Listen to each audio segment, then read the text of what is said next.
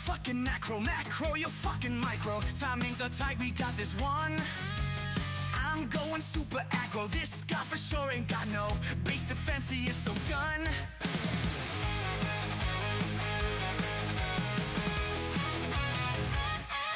To the face, play like a total ace. Send the scrub back into the lobby.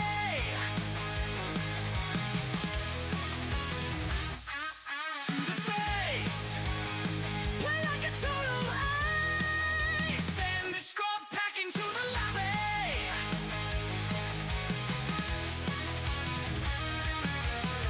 8 p.m. in overdrive, keeping all my shit alive. Gotta hockey up so you can get down.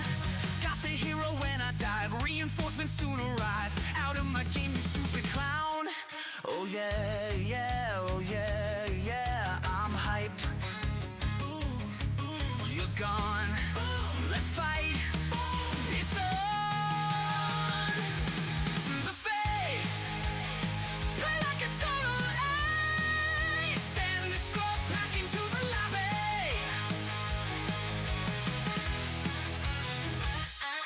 To the face, play like a total ace. Send the scrub back into the lobby.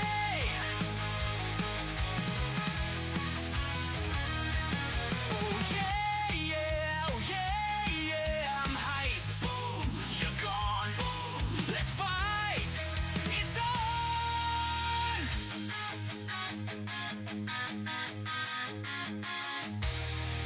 To the face, play like a total ace. Send the scrub back into the lobby.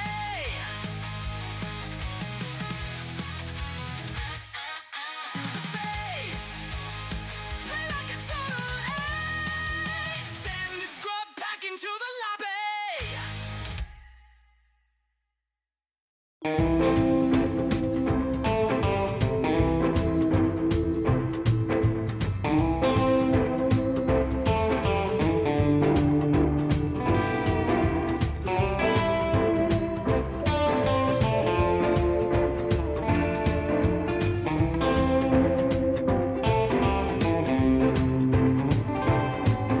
When I first saw her, a black cat crossed my trail.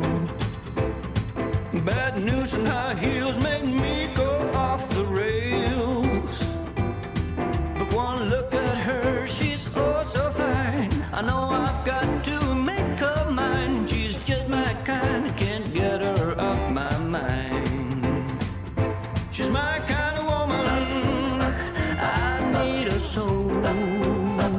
Yeah, my kind of woman, I can't let her go. 5 feet of dynamite will keep me dancing through the night. You know a black cat got nothing on a lucky man.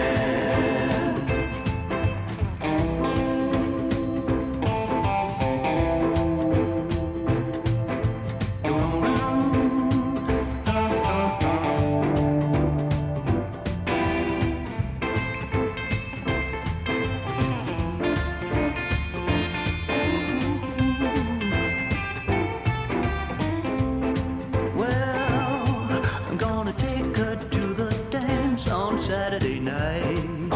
Saturday night. New shirt, new shoes, no room for oversight. Well, I'll be cooler than James Dean, and she'll be hotter than Marilyn. When there's electric in the air, you better be prepared. She's my kind of woman, I need her so. Yeah, my kind of woman, I can't let her go. 5 feet of dynamite will keep me down.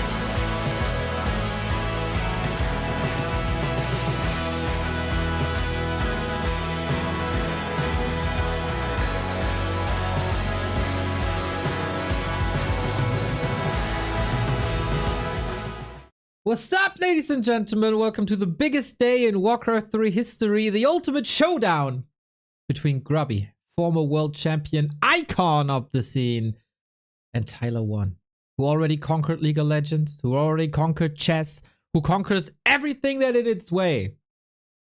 Today, after 4 weeks of talking, today's the day where they finally clash on the maps. This is the real deal, everybody. People can laugh. Oh, TYLER1. Lol guy. 1000 MMR.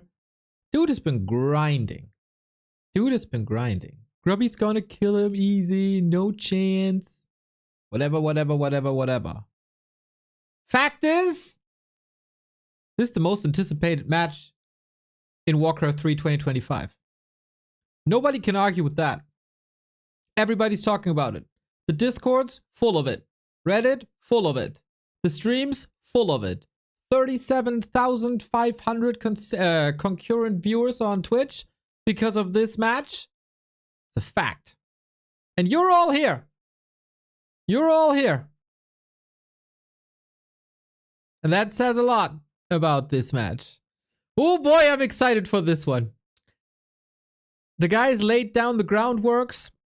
The rules are in place. We're going to have them here on the broadcast as well. But I thought, since we have 45 minutes, this is the pre-show. And damn, I gotta check if this Instagram post went through. We gotta advertise this. God damn it. Now the tech stuff is giving up on me. Yep, it did. Wonderful. So everybody in the Warcraft sphere is familiar with GRUBBY. He doesn't need an introduction. You know GRUBBY from 2003, 2-time WCG champion. He's won it all. But who the heck is Tyler? Some people might not know him. So, as every good pre-show does, we're going to introduce the world to TYLER1 in a video called The Story of TYLER1 2.0, Gaming's Ultimate Freak of Nature. And then Carson is going to join. And then we're going to discuss the rule set and the approaches and everything you need to know about this match. TYLER1 is not what you expect him to be. Get this beta off me! He's wild. He's reformed. He's a powerlifter. But he's more than that. He's the king of League. It's done. Officially done. I am a f***ing problem on the f***ing rift. He's challenger in Also- every role in League of Legends. Like, he is one of the best on the planet in every role in League of Legends. He is a freak. He's a behemoth. He is a genuinely impressive human being. He's a chess GRUBBY can consider himself lucky that they don't shake hands prior to this match. fiend. I don't think there has ever been a dedication to chess quite like this. I think this man is more dedicated to chess than Hikaru Nakamura, Magnus Carlsen, and Stockfish combined. The amount of analysis that he does, game review that he does, this is otherworldly. He's the voice of an entire community. You have completely f***ing killed any passion or any playability of this game for me. And perhaps most importantly, he's a competitor. Hell yeah.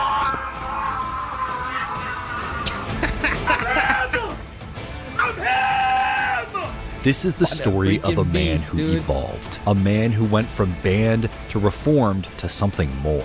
Who conquered a game over and over only to learn who he truly was. This is the story of TYLER1.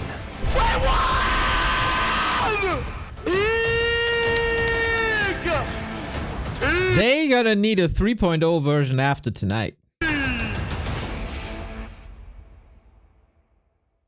We are not TYLER1 affiliated with began Cash his App, by the career way. as one of the most polarizing figures in League of Legends. But after a ban early on, Tyler reformed himself and quickly became one of the most popular streamers in the community. If you're not gonna participate in the group activity, then leave! Tyler's unbanned stream was huge. His return made him one of the most popular content creators Twitch had ever seen, which of course, Riot couldn't ignore. How did this amazing friendship come about?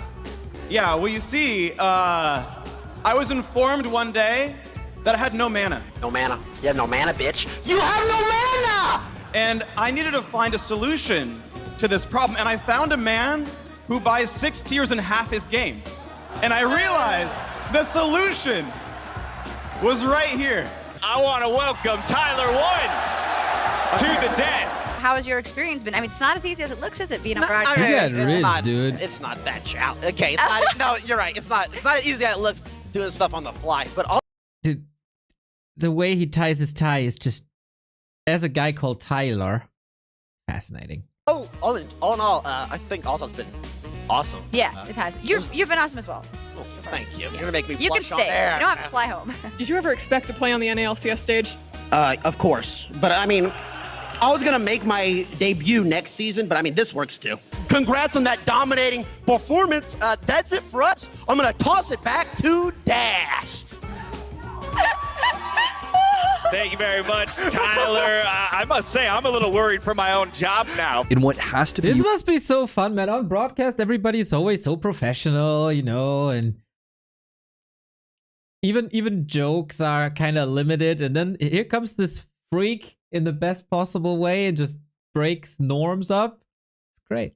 Riot's craziest U-turn ever, they traded TYLER1's ban for a handshake and a key to the kingdom. Every day, more of his dreams were becoming a reality. He was on top of the world. TYLER1 came in after that very first, like, incredible wave of players came in and like flooded that market. It was almost like a smart business decision that he made. He was then, you know, the one. He was the guy doing the ridiculous numbers, the one that was able to, you know, almost keep League of Legends at the top of the Twitch. There was a series of photos of Faker and you. He looked a little under duress.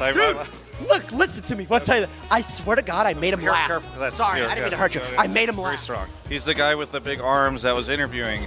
I was curious what you thought of him from those pictures. 무표정으로 있어야 되는데 웃는 표정이 돼가지고 조금 아쉽습니다. I think he's a very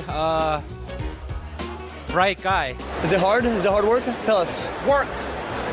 Is streaming hard work? Probably not what you do, because you just sit there and react to videos all day. But my work, yes, it's hard. But success brings its own issues. Tyler was getting stagnant. Twitch is a hungry beast. To remain at the top, you need new content all the time. And Tyler needed something new to conquer, something people thought he couldn't. So he found it.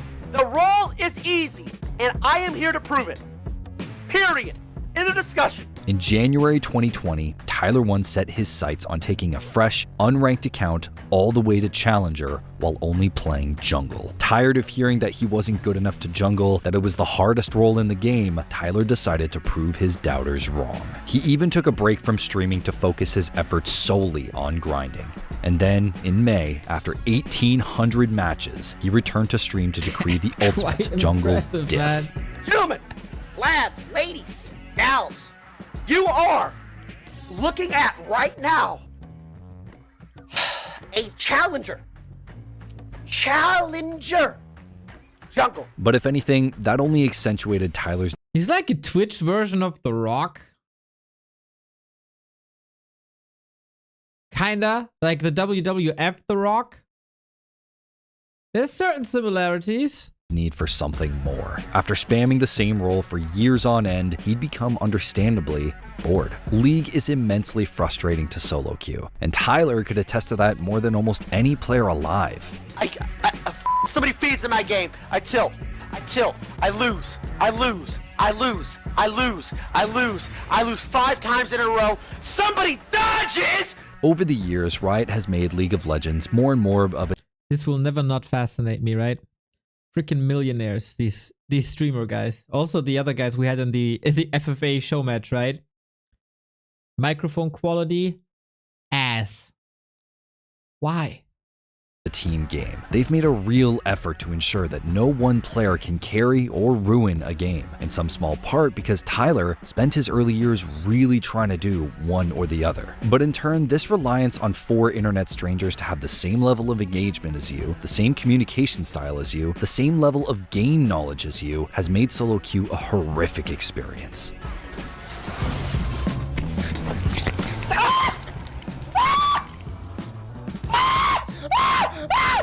But between cheating career. Hey, and you can say about the screaming all you want, right? It's also not necessarily my cup of tea. But if some Warcraft players can learn a little bit from that, is that like reaction after a game or during a game can be pretty damn fun. A little bit more for our Warcraft scene would be great. Your death with his unbanning and his relationship with Riot, TYLER1's entire brand was shackled to League. Twitch was built on single game streamers flexing at the top of the game, and he was League's top streamer. All that said, Tyler didn't hate League, at least not yet. He was just frustrated with complacency. With players who weren't on his level, Tyler wanted to be the best. The Jungle Challenge gave him a much needed reminder that he wasn't happy unless he was grinding. He'd found a way to satisfy his unquenchable drive to be the best at everything. And now that it was over, there was only one thing he could do: find a new one. Unranked Challenger top lane starts today. It took over a year, 1,700 matches, but Tyler reached Challenger in yet another role. I'm trying to kill Kaisa. I'm on the inhibitor right now. Can you tell me how high Challenger is? Like, is it really, really impressive? I have no clue about League. That's me, you bitch!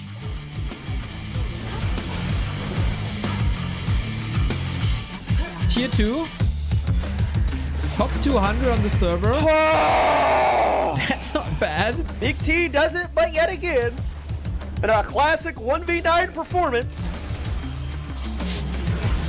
Not shy of excuses, man. That's what I expect for today as well. Top 200 from how many? Bro, millions play League of Legends. Challenger is the highest rank. Oh, shit. That is impressive. Holy. Bitch! Oh! Finally! Yeah! We finally win a game like this today! It's f***ing done! I told you f***ing pussies! Top 200 is not bad. That's a Grandmaster in SC2 and was so easy to achieve. Bro, I was also top 200 in Stormgate, but it's not the same. Top lane's f***ing easy! Ah! Tyler was committed to proving he was just built different. His past was behind him. The brand was no longer about running it down. It was about climbing the mountain of solo queue again and again, simply to prove that he could. Diamond Master, GM Challenger, lower. If you say lower, you're just stupid as f***. Obviously. I'm doing Challenger. Obviously.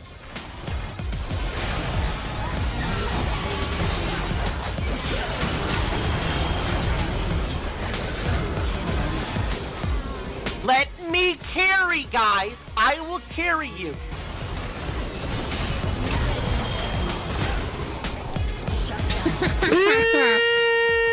Big T. Mid lane is so Mickey Mouse cupcake compared to top lane.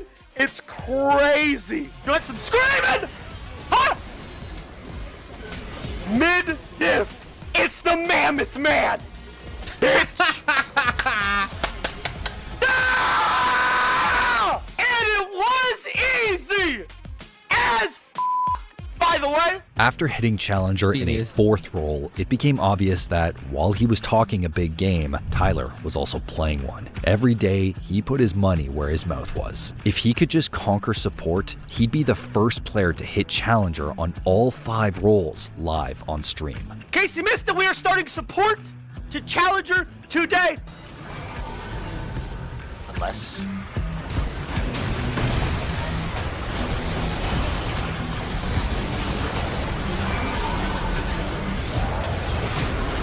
I have no clue what's going on.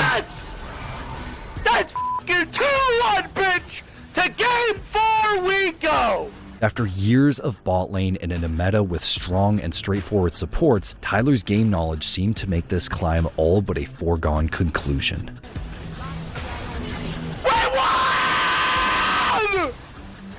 Jeez, this is so over the top. Whoa! Wait, that should also get us GM. Officially, let's see. It's really the hardest role in the game. I swear, bro. I mean, guys, trust me, I'm 5,000. Oh, wait a minute. I'm 2 weeks in. Next up, Challenger.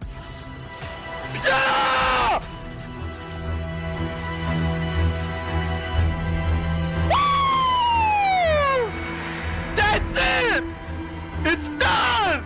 Tyler Love had his done merchandise, it. From by a the way. toxic permaban to Draven one-trick to challenger on every role in League of Legends. It was Sick. impressive from a technical standpoint, sure, but you could tell it carried an emotional weight as well. Tyler had grown, in server and out, and it didn't go unnoticed. Says TYLER1 on it. Look, it's like 5 challenger icons. Oh yeah, wait, I forgot about the letter. Damn Congratulations cool. on hitting challenger on all 5 roles live on Twitch. It's an achievement on a whole new level and proves once and for all that you are clearly built different. From banned to reformed to built different, congratulations again on this incredible accomplishment. Your impact on the community is profound, and we hope you keep enjoying League of Legends right along with us for years to come. Here's to the next challenge. For a normal, non-professional player, this was the apex. There was Imagine nothing Blizzard doing left to this, prove. man. It's done. Officially done. I am a f***ing problem on the f***ing rift! You hear me? But then came the flip side of that realization. There was nothing Sonic vibe? left to prove. Tyler Feel had, it, for feel all it. intents and purposes, beaten League. Not only was there nothing left to play for, but his triumph had come at a cost. It, too, had beaten him, tested his sanity to the point of no return. They laughed at us, dude. They laughed. Ha! Look at him. Ha! You can't do it. Ha! What a lot of Warcraft people say. The f***ing kids that laughed at us, bro, have quit League. From that point on, Tyler's patience with League was paper thin. If I do not end today positive, listen, I am locking in Scion until this account is diamond. Do you hear me? I will try to win these games, but I am. There was a WWE champion belt in the back. It's so noticeable, man, that this guy watched It was wrestling. clear that even TYLER1, the last of his ilk, the grinder of grinders, streamer of streamers, was really and truly growing tired of League. And I die. This champ is completely by the way. Yeah, no, there's no. Look how many abilities this guy's spamming. Also, look at all these abilities this guy's spamming. 0 mana issues. So disgusting.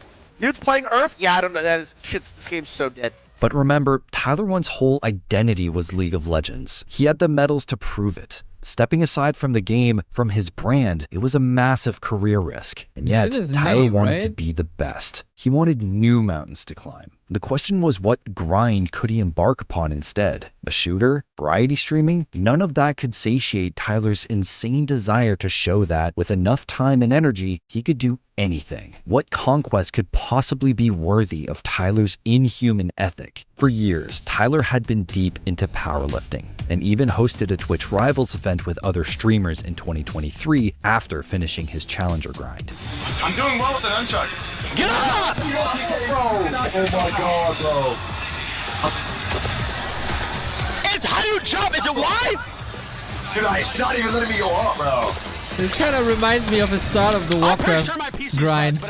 There were some frustrating moments there as well. Oh boy, oh boy, oh boy. Oh my god, I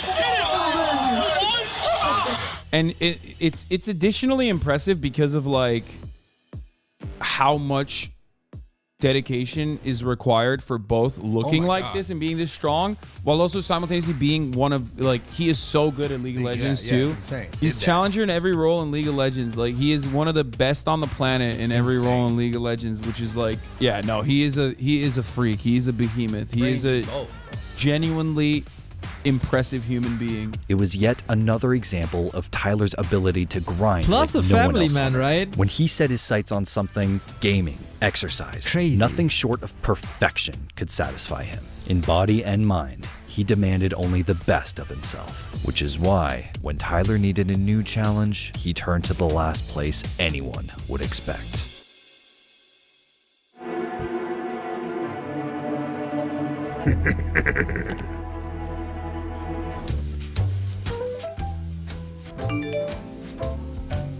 Just the commercial part, I guess. What the hell? Dimitri, man, we have to shoot the Cash App ad right now. Why are you on your phone? Sorry, my bank's notifying me that someone's trying to buy a StatTrak Fire Serpent with my money? This is really bad. Right. Dude, don't you use Cash App? No. Yeah, that's really cool, right? Really cool. I think this person's like trying to buy a nice year's supply brand of switch, hair I gel. guess, from high tempo. What do I do? Well, if you actually MOBA, read the script earlier instead of texting on your and phone, you would IRL know that with athletics, Cash App, power this building, wouldn't be a etc. problem. to They actually just have like brain awesome sports. security features that help you protect your money. 26 minutes, by the way. Like what? Well, if someone was making weird purchases on my account, Yeah, I I'd don't just think- open Cash App and lock my debit card with the press of a button. Is he that Oh, wow, energetic that in is chess easy. as well? Oh, God. I've got to call the bank. This clown's That'd be- putting a that'd be bid quite in on hilarious. Faker's World's winning underwear. Sorry, guys. What the? Hey, can When I is the show match borrow starting? some cash? 25 The, minutes. Debit card I was using just like stopped working for some reason. Wait, Dimitri, but weren't you just... Oh man, screw it. We're already behind schedule as it is. Are you ready to shoot? Of course. Who do you think I am?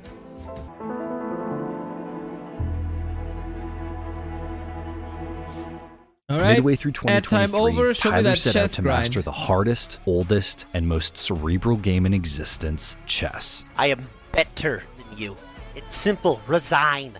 Resign. Tyler is everything the average chess player isn't. His emotional outbursts and sheer physique would make him stand out at any chess event, and that's precisely why he picked the game. Yeah, dude, imagine him at a chess event. I misclicked! I meant redo! Redo! I told you before, give me one undo! I'm a notorious misclicker, bro! Starting with an elo of only Can't happen $199, today. low even for a beginner, he began spamming online chess matches and competing in online tournaments. I didn't even know it even existed online.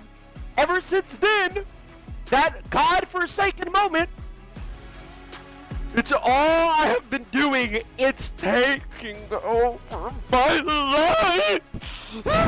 Within a matter of months, he'd six-tupled his elo and was climbing at an almost unprecedented rate. Recently crossing 1,000 elo. I have never seen something like this in my life before. 30K and in viewers this video, Twitch. our protagonist It didn't is even TYLER1. start yet, man. TYLER1 recently competed in the Chess.com PogChamps tournament, and he wasn't that good when he started, but you asshole. But despite his meteoric rise, or perhaps because of it, people doubted him.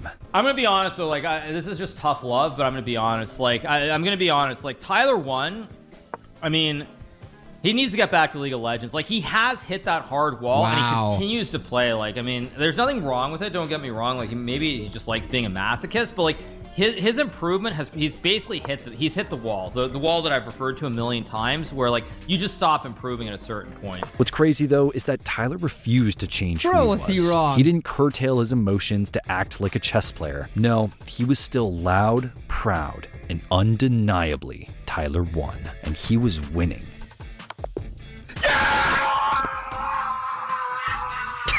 Tyler started taking breaks from streaming to grind chess, and within a year, he'd reached 1,700 elo in rapid chess. After peaking at 1,800, TYLER1 was ranked better than all but 10 to 12% of chess players in the world. I don't think there has ever been a dedication to chess quite like this. I think this man is more dedicated to chess than Hikaru Nakamura, Magnus Carlsen, and Stockfish combined. The amount of analysis that he does, game review that he does, this is otherworldly. Tyler had once again reached an apex. He was as good as any normal, non-professional chess player could hope to be, and proved he was more than just a great League player. What was but the the time real kicker frame? came when he went back to League. You have completely f***ing killed any passion or any playability of this game for me. Tyler's time away from League had caused an attitude shift. Chess was not a team game where other people could ruin your fun. It had no developers, no terrible patches, awful metas, or broken new characters.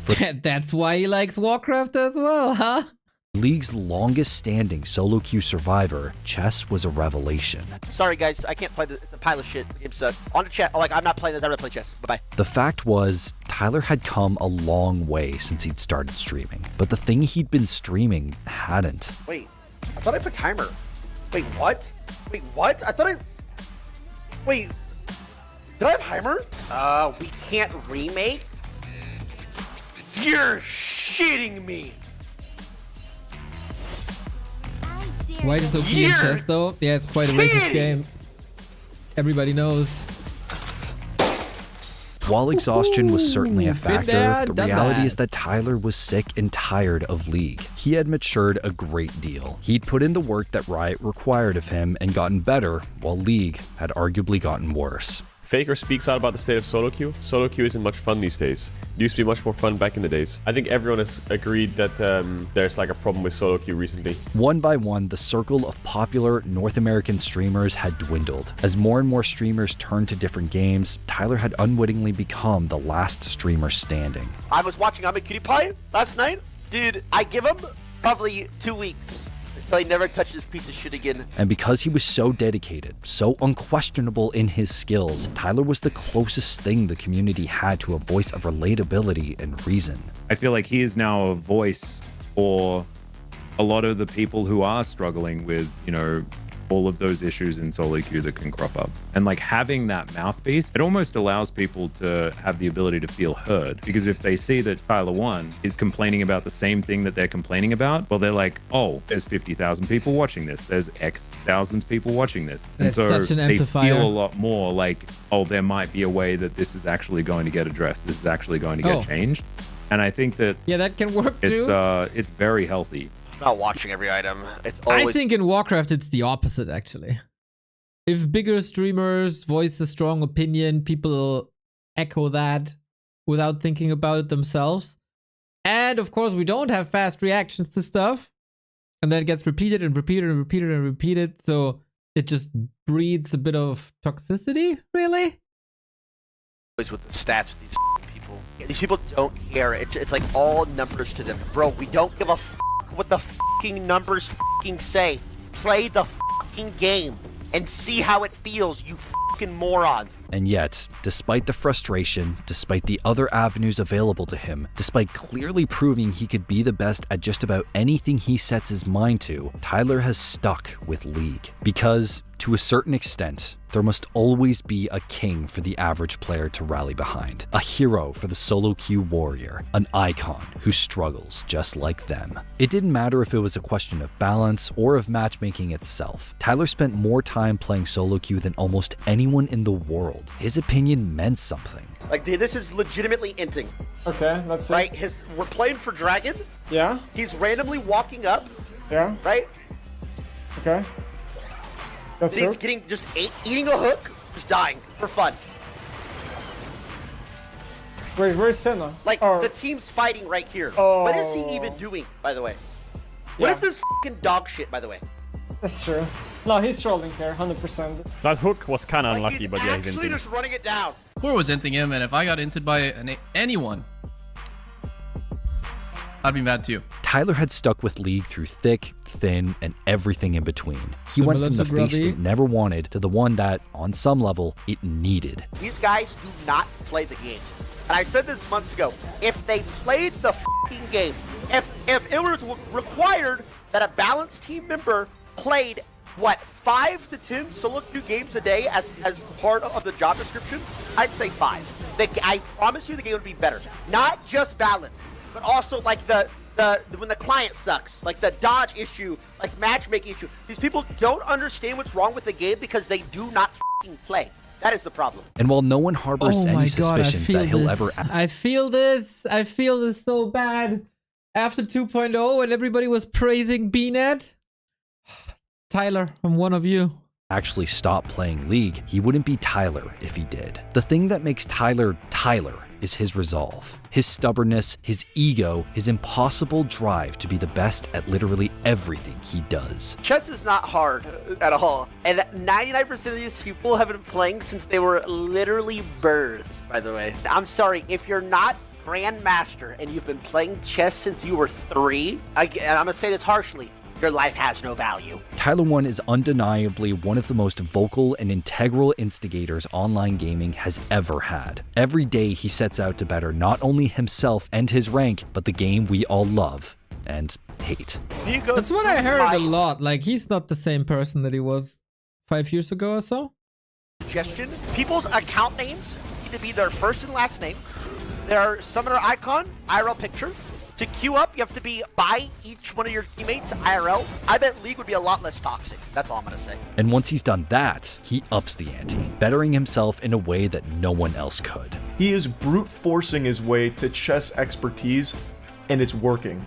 In 10 months, he has gone from complete beginner, not really knowing anything about chess except for like the general rules, to now a 1900 rated chess player in 10 months, going from complete novice to this. Man. That's unheard of. He is finding great success here. Just by beating his head against the wall for thousands upon thousands of games, he is taking the chess.com world by storm. The world That's of streaming also what has you need changed for Warcraft, a lot right? since Exactly TYLER1 that first mindset. fired up Twitch to run it down mid. The biggest names of the era have moved on from just being one-game streamers. Some are variety streamers. Some run content houses. Some even run massive events. But you can still open Twitch and see TYLER1 streaming League. I'm not buying this. Yo, bro, Camille's Until he found Warcraft 3. Get a Hex Drinker. Camille is AD, you f***ing little twat. She does true damage. She's not AP. She is not AP. Can you understand me, you piece of shit? Yes, he's learned new games. Yes, his personality has changed, softened, and hardened over time. But to become the TYLER1 he is today, he needed to step away. He needed to unlock that hidden aspect of himself that none of us quite understood. That above all else, TYLER1 is a competitor. It's a quadruple. Extra insight. I don't know much about Tess. Quadruple. Oh my god! Beat the fork! 1, 2, 3, 4, 5, man, fork! And yeah, he screams and swears and whines and complains, but so do all of us. The difference is that with Tyler, it's in service of something greater. Something that very few players who've been around as long as he has still have the energy to fight for. For Riot, the ones who forced him to be better, to follow suit. I am queuing top mid. That is true autofill against 5 players on roll. Riot face will tweet out, "Yo, losers queue doesn't exist, by the way." Explain this game to me. Explain how this game goes through, please. And what's amazing is that after all these years, through all of his anguish, he is still capable of loading up League and just having fun. I hope you lose 20 games in a row, you washed up genetic mutant. Go jump headfirst into a wall. I am an atheist because there's no way Jesus could love you. If I ever saw you in the street, I'd give you another did. You and your nutsack looking head. Why people say my head looks like a muffin? That's not even true.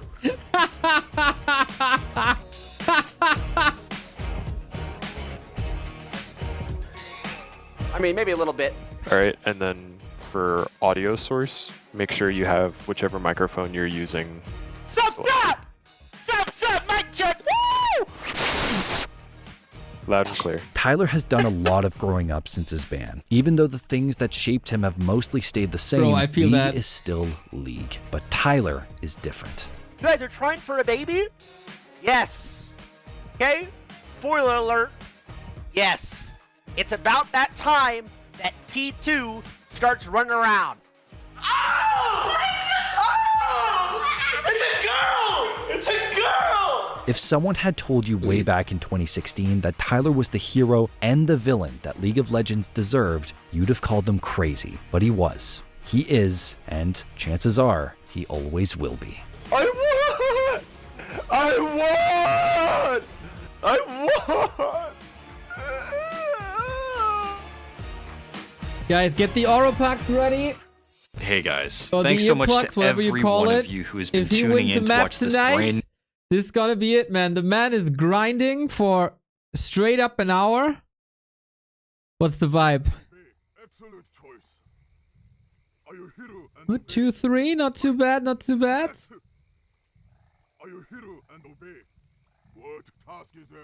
Rather calm, eh? That shit's over. He's been getting gold this whole time. 6-5. God damn it, what a match. Carson, don't ruin the mood. What's the Grubster doing? So the swing is actually $2. The swing in our Oh yeah, they've €1 prize money. Good luck today, Grub. Pack him on. Grub, grub, grub. Also very calm. Thank you, Oh, Sir you got Gross. He got the cam set up Behind. to have proof. I don't know, man. It looks like the purple on this camera is different from the purple in that camera. I don't know. I don't know. But thankfully, there's a rule set for this, right? And Mr. Apeman, Soul Apeman, broke down the Showmatch rules. 15 minutes. Don't think we have the time, but Hello, the general ladies and idea. gentlemen. My name is Soul Apeman, and today is a very exciting game. Showmatch, big showmatch, anticipated showmatch between GRUBBY and TYLER1 in Warcraft 3 is going to happen today in 3 hours. And I'm recording this video to show you, to tell you really quickly what we can expect, and I would like to explain you the rules so you understand them Very better. good. And as we can see, if we go to the Twitch chat of Mr. GRUBBY, you type the command exclamation point T1, there are the rules. And myself, as a big fan of There we Excel, go. I decided to make those rules a little bit more clear in the form of this beautiful There's been an update, by the way, on this, but this is the general idea. table. So I will explain you now the details. They are going to play 5 games. So the score can vary from 5-0 for GRUBBY to 0-5. So Tyler Wood can win, in theory, 5 games. And every game has different handicap, because yes, Mr. GRUBBY is a much better player, and to make it interesting, of course, there is some handicap. In game number 1, GRUBBY can play only hero. So it means that, for example, with And he's playing Night Elf. I think this is something that Mr. Apeman wasn't informed about. He can make, of course, every single building, and it's important because you can make towers, and you can make Wisp, you can make Ancient of War, and for example, with Undead, you may say, Soul, can he make ghouls with Undead? I think that yes, that he can make ghouls, but he can't creep them, he can't attack with them, he can't defend his base with them, he can just basically gather lumber, or maybe he can defend the base, but not attacking. I don't know these details, but I think GRUBBY is not going to play Undead. In my opinion, GRUBBY will play either Night Elf, because 1 year ago, in this video, with Night Elf, you can digging a long tunnel, so as we can see, he's harassing this base, but there is like nothing to without blink. So this, and of course you can expand. Okay, I'm gonna discuss this with Carson as well.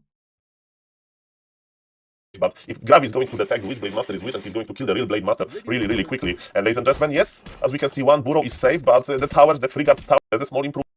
Yeah. Okay, so this was the first one. 1 hero, 1 hand. So much unclear, 1 hero and no unit, and we don't even need to have hero here. The net was strategy. I would say that favor to win this game is Mr. GRUBBY, because it's not paired. Game 1 is 1 hero, no units. The second game is 1 hand. I see. And then it develops from here. Okay.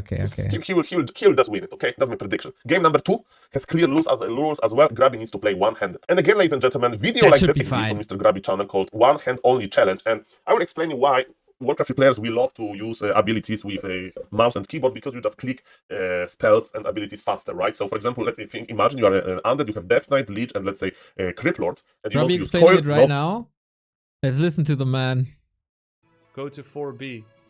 4B is, if it's actually, it doesn't totally make sense either, because 4B can only happen from, no, actually it does make sense. Yeah, no, that makes sense. Yeah, 4B. No, this is a good graphic, except it's not Ampi. Can you replace Ampi by question mark? Oh, secret. All right, I'm gonna you see it on the broadcast here what the rules are. I'm gonna call my broadcast colleague, because of course a match like this cannot be cast by only 1 caster. That would be insane. The magnitude of this match is screaming for a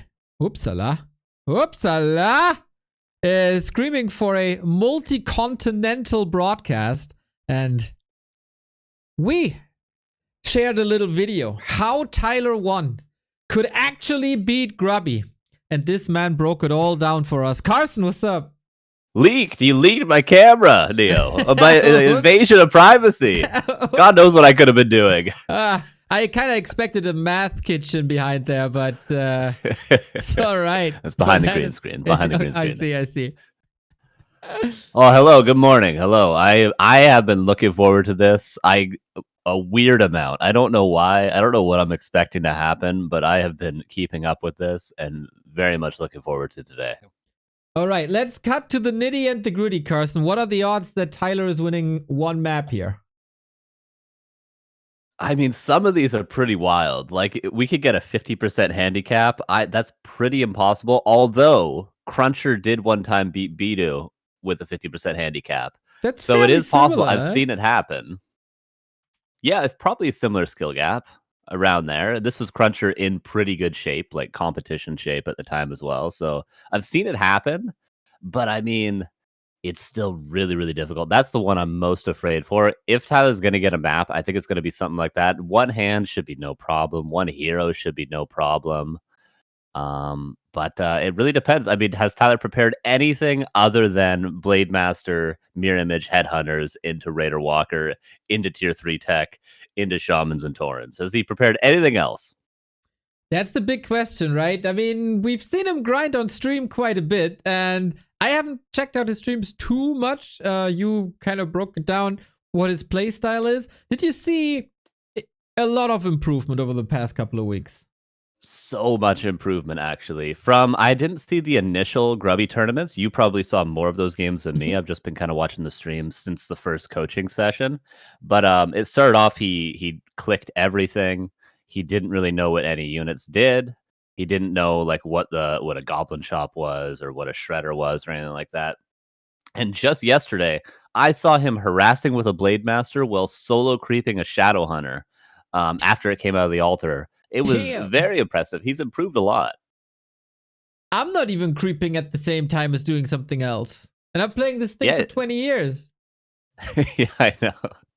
Yeah, it's that goes for a lot of us too. A lot of us haven't shown any improvement. I don't think I've shown any improvement for the last 10 years. So it's impressive in 1 week, or I guess 2 weeks now, of grinding ladder. I think he's got 120 games on War 3 Champions or something like that.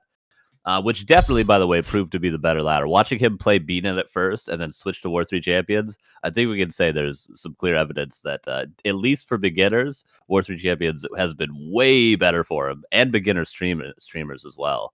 But yeah, he's improved. He's improved a lot. His MMR hasn't gone up a ton, but he's improved a lot. Yeah, I mean, you started 1500, right? At the beginning on War 3 Champions, it's a losing streak. I think it took like, how many games did it take? 3, 6, 9, round about 10 games to find his MMR, maybe a few more. And then he starts a winning streak, and then came the motivation that the dude has been grinding. Battle.net, of course, awful. I hope Blizzard saw this. And did it start? Or are they still practicing? Ah, no, it didn't start. I just saw Tyler in a game. Okay. Yeah, I hope Blizzard saw this. People were building swastikas out of moonwells. That was fun. Yep. Yeah, that was a horrific game for sure. Wonderful. Great showcase terrible. for the Warcraft community. Yep. And nobody did Congrats, anything about everybody. it. Yep. Well done. And so on War 3 Champions, everything is of course moderated. So shout out to the moderators who took care of this. Also the wonderful setting that you can enable, that you only find the same opponent once in 8 hours to prevent a lot of stream snipers. That was kind of cool. I've had that on for a full year now, and I'm never going back ever. I will queue for, after 10 minutes, it does overwrite it, which Toxie told me, but I will queue for 9 minutes and 59 seconds every time to find a game if I have to with that 8-hour setting on. It is so good.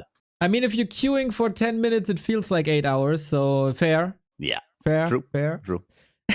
So, do you think he has something prepared on top of his ladder streams? Is he that addicted that he played off stream? He definitely did, because I remember when he was playing chess, I was following that as well, because I was interested in all the Twitch streamers playing chess, because I watched that a little bit. And he would grind off stream for like 5 hours. People would track his account, because just like War 3 Champions on chess.com, you can see everyone's matches and you can spectate them and follow their progress off stream. And he was grinding pretty much all the time when he was playing chess. I have no doubt that he'd be doing it for Warcraft as well. I've been kind of checking his War 3 Champions profile and haven't seen a ton of that, but I would not be surprised if he had a Smurf. He even mentioned getting a Smurf in like the first 1 or 2 days of playing ladder. So yeah, I have no doubt he's been grinding off stream. I just wonder if he has a separate coach that's been helping him off stream prepare strategies. That would surprise me. But he did mention, I think, some help from Todd, like really early on. So maybe if he's reached out to Todd, he's reached out to other people. Starbuck, maybe? I've been curious about that too, because yeah, it was mentioned at the very beginning, at the initial challenge, that I'm gonna practice with Todd. Yesterday on Gym Discord, Todd said they didn't, but you know, it's public. It's a public Discord. Maybe Todd was lying as well. We'll see. But yeah, I'm a bit disappointed that he didn't reach out to you after your video. Yeah, you know, he's gotta go for the pro players. You know, he's got to go for the high profile. He wants to learn in a short amount of time. I get it. I accept. You know, I won't be too offended by that. But you're the theory crafter, man. You're the coach. Yeah, but you can't believe it at first. You got to see the results. If you need someone that's going to work in a short amount of time, you can only trust the results. You can't trust what people say. You got to be able to look at their Wikipedia and be like 300K earnings. All right, I'm going with that guy. We can report, everybody, that Warcraft 3 right now, the game hasn't started yet, has 43,400 viewers on Twitch. Oh my god. It's been a good week for Warcraft, Neo. It's been a good week. That's freaking crazy. And we're among the top 5. Thank you, everybody, for not watching this at any other scrub called Witty, maybe, but watching it here, the home of Warcraft. I got the game name. Ooh. You too? Famous. No, no one messages me. Nobody cares about me. Gotcha hooked, though. Thank you. Thanks, guys.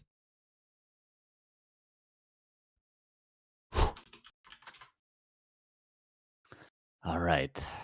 Starting on is that Autumn Leaves, which is the one hero, the classic show match that they were talking about initially. Grubby's going to play Night Elf, which I guess he decided on pretty early. Night Elf makes sense. Any other race is pretty bad with one hero, and not to mention the heroes themselves are pretty bad. Like if you think about, imagine playing Undead with only one Undead hero.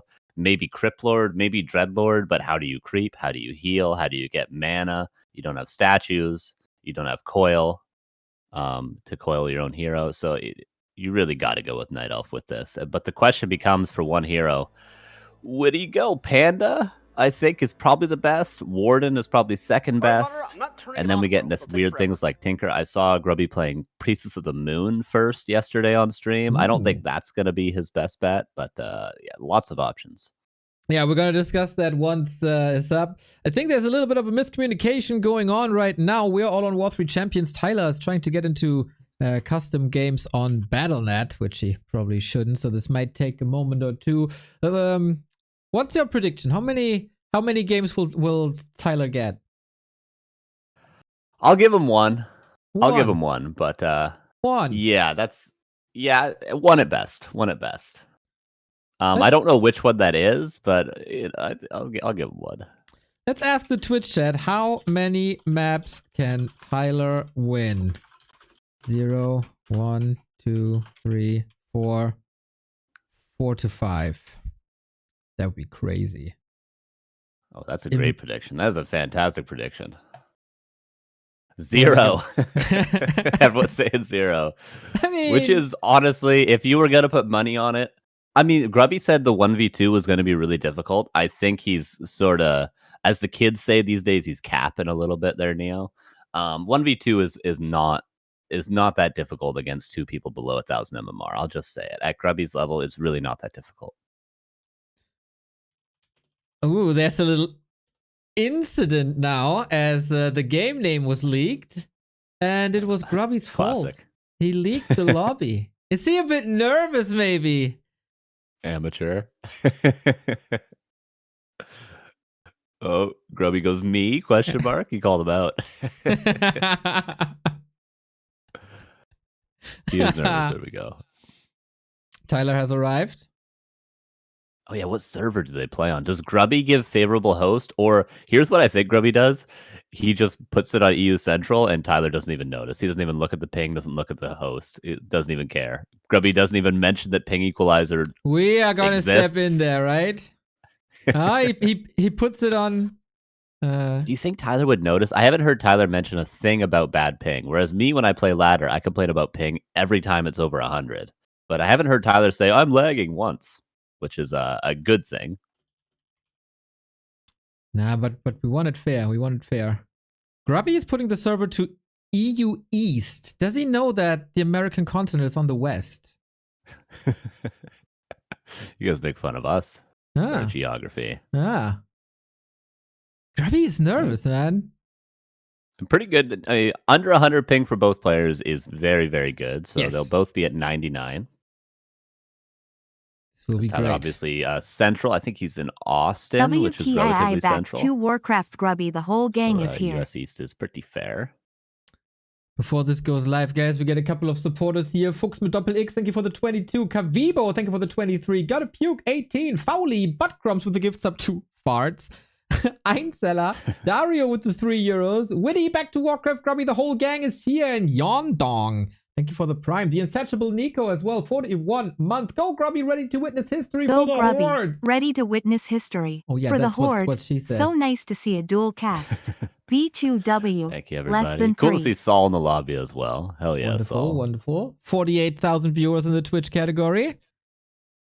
Incredible, incredible. Yeah, shout out to Grubby for being a trader for a couple of months. If TYLER1 wins a game, I hope he screams for the Horde. Like we always planned in the deep state of Warcraft 3. Nice Look to at see you guys. double You guys tap. all fell for it. The deep state of Warcraft 3. Yeah, that's right, that's right. But indeed, shout out to Grubby for allowing absolutely everybody to stream. You see it in the lobby here. That is not normal, or not normal. That is not taken for granted. We're also invited to his tournament that is coming up, which is really cool. Freaking Dota legend, Dandy is gonna play Warcraft 3. I'm so freaking hyped about that. Yeah, did you see any of his games yesterday when he was streaming? He's 1300. He's played really good. I don't know how similar. I guess the mechanics in Dota are pretty similar. I don't know how often you control multiple units in Dota, but he had good micro. His first game, he beat a 1500 or 1400 or something. Like he won his first game on War 3 Champions. He's played very good. He's for sure the best player in the tournament so far. Yeah, that's gonna be for, I think in 2 weeks it's gonna be starting. Yes, Dandy has more MMR than I have. He would probably wreck me. He's a Dota. Isn't he like one of the best Dota players of all time? Like Of he was all on a team that won the World Championship, whatever. I'm not familiar with Dota. He was at but... Navi. They won the first international, dude. I was there. Yeah. I was there. Okay, yeah, so he is. He's really good. But he was like holding shift to deselect single units to micro them back and stuff. Like mechanics that Tyler will not get for probably the next 3 months. He was doing probably on his first game. It was very, very impressive. I cannot let him. I'm a bit surprised that they are not talking to each other prior to this. I would have expected like they do a little bit of a pre-show, a little bit of a call. Is Grubby chickening out of a pre-match pep talk? It might be an in-between thing. I think they mentioned they might call in-between games. More so probably just to discuss the format, which has a lot of different routes it can go. What about his turtle? But yeah, they're both focused, taking it serious for the $1 American in the prize pool. Incredible. That's right. That's right. But all these two can afford after these streams this month. Only 9,000 viewers. Dude, Grubby has 21,000. That's insane. Well deserved. Well deserved. He's grinded to get here. Yes. Yeah. He played WoW for 2 months. Oh, I think they're For talking. you, this is the greatest moment of your life. Let's listen For in. me, it's Friday at 12:07 p.m. I'm chilling, bro. Game's been going well today? No, a lot changed. I changed my setup because I'm a dumbass, but it's fine. What did you change? You're gonna call me.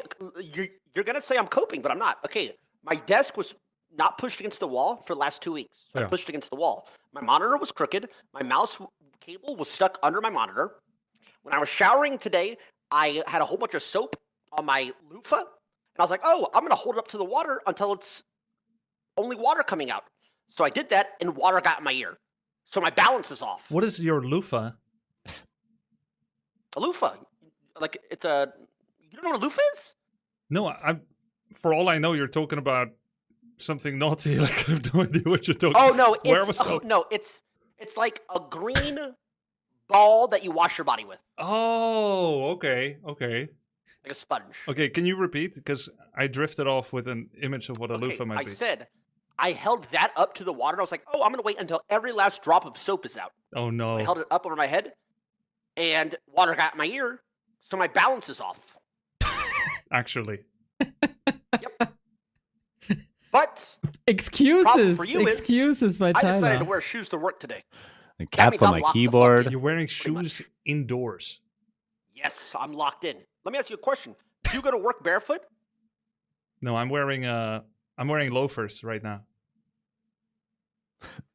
Okay, so you're not barefoot. Those are shoes in my eyes. Yeah, kind of. Okay. I have Nike shoes on. I've already showed them. Sneakers, bro. Well, from my side, I don't know why. Because on the one hand, I'm like, it's just Tyler. But on the other hand, I'm thinking, but it's Tyler. So I'm nervous. My hands are cold. Yeah. I've had digestive issues today. It's match day like it hasn't been in a long time. You know, for you probably just went to Challenger and Chess 2K and Challenger in 5 roles. For me, this has been like 20 to 40 years ago since I last competed. So it's exciting. Good, bro. I'm glad. It'll be depressing once you get 5-0'd. That vibe's gonna switch real quick. It would be, yes. Okay. So game 1 is 1 hero, no units. Yes? 1 hero, no units from Ancient of War, Lore, Wind, or from Chimera Roost. No usage of mercenaries from mercenary camps. No usage of units from Goblin Laboratory. But I am allowed to use the reveal from the Goblin Laboratory. Yep. Getting specific. Okay. And I can make buildings anywhere, any amount, any location. And I can use them in any way. Yep. Okay. Game 2. I'm ready whenever. Wow! You want to go through the rest? Let's go! This is casual. Remember, you said it. The change of energy all of a sudden. We're casually. This is casual. Okay. I have ping equalized. We're playing on the US East server, so we're both going to be at my ping, 99. Okay, 1 second. I spilled water everywhere. Give me half a second. Do you believe Grubby when he says he's nervous? Yes, I do. Actually, there's been a lot of build up to this. I would be nervous no matter who the opponent at this point, after all the hype and all the build up, because you're expected to win every game here as Grubby. I think Tyler has nothing to lose. I mean, he's a loudmouth, and worst case, he's getting slapped around a little bit, and tomorrow everybody will have forgotten. But if Grubby loses like more than 1 map, that's a disaster for him. I think he'll take that to bed for a long time. Today, I painstakingly he's going to be playing. He's not going to be trolling, even though it's going to be a lot of difficult restrictions. He's going to be trying his best with what he has. Like this first hero game, he's going to be fully microing. I wouldn't be surprised to see a lot of towers. Like a lot of games on stream, he was just massing moonwells. But I would be surprised if he didn't build 2-3 APs in the front, go for some sort of cheese.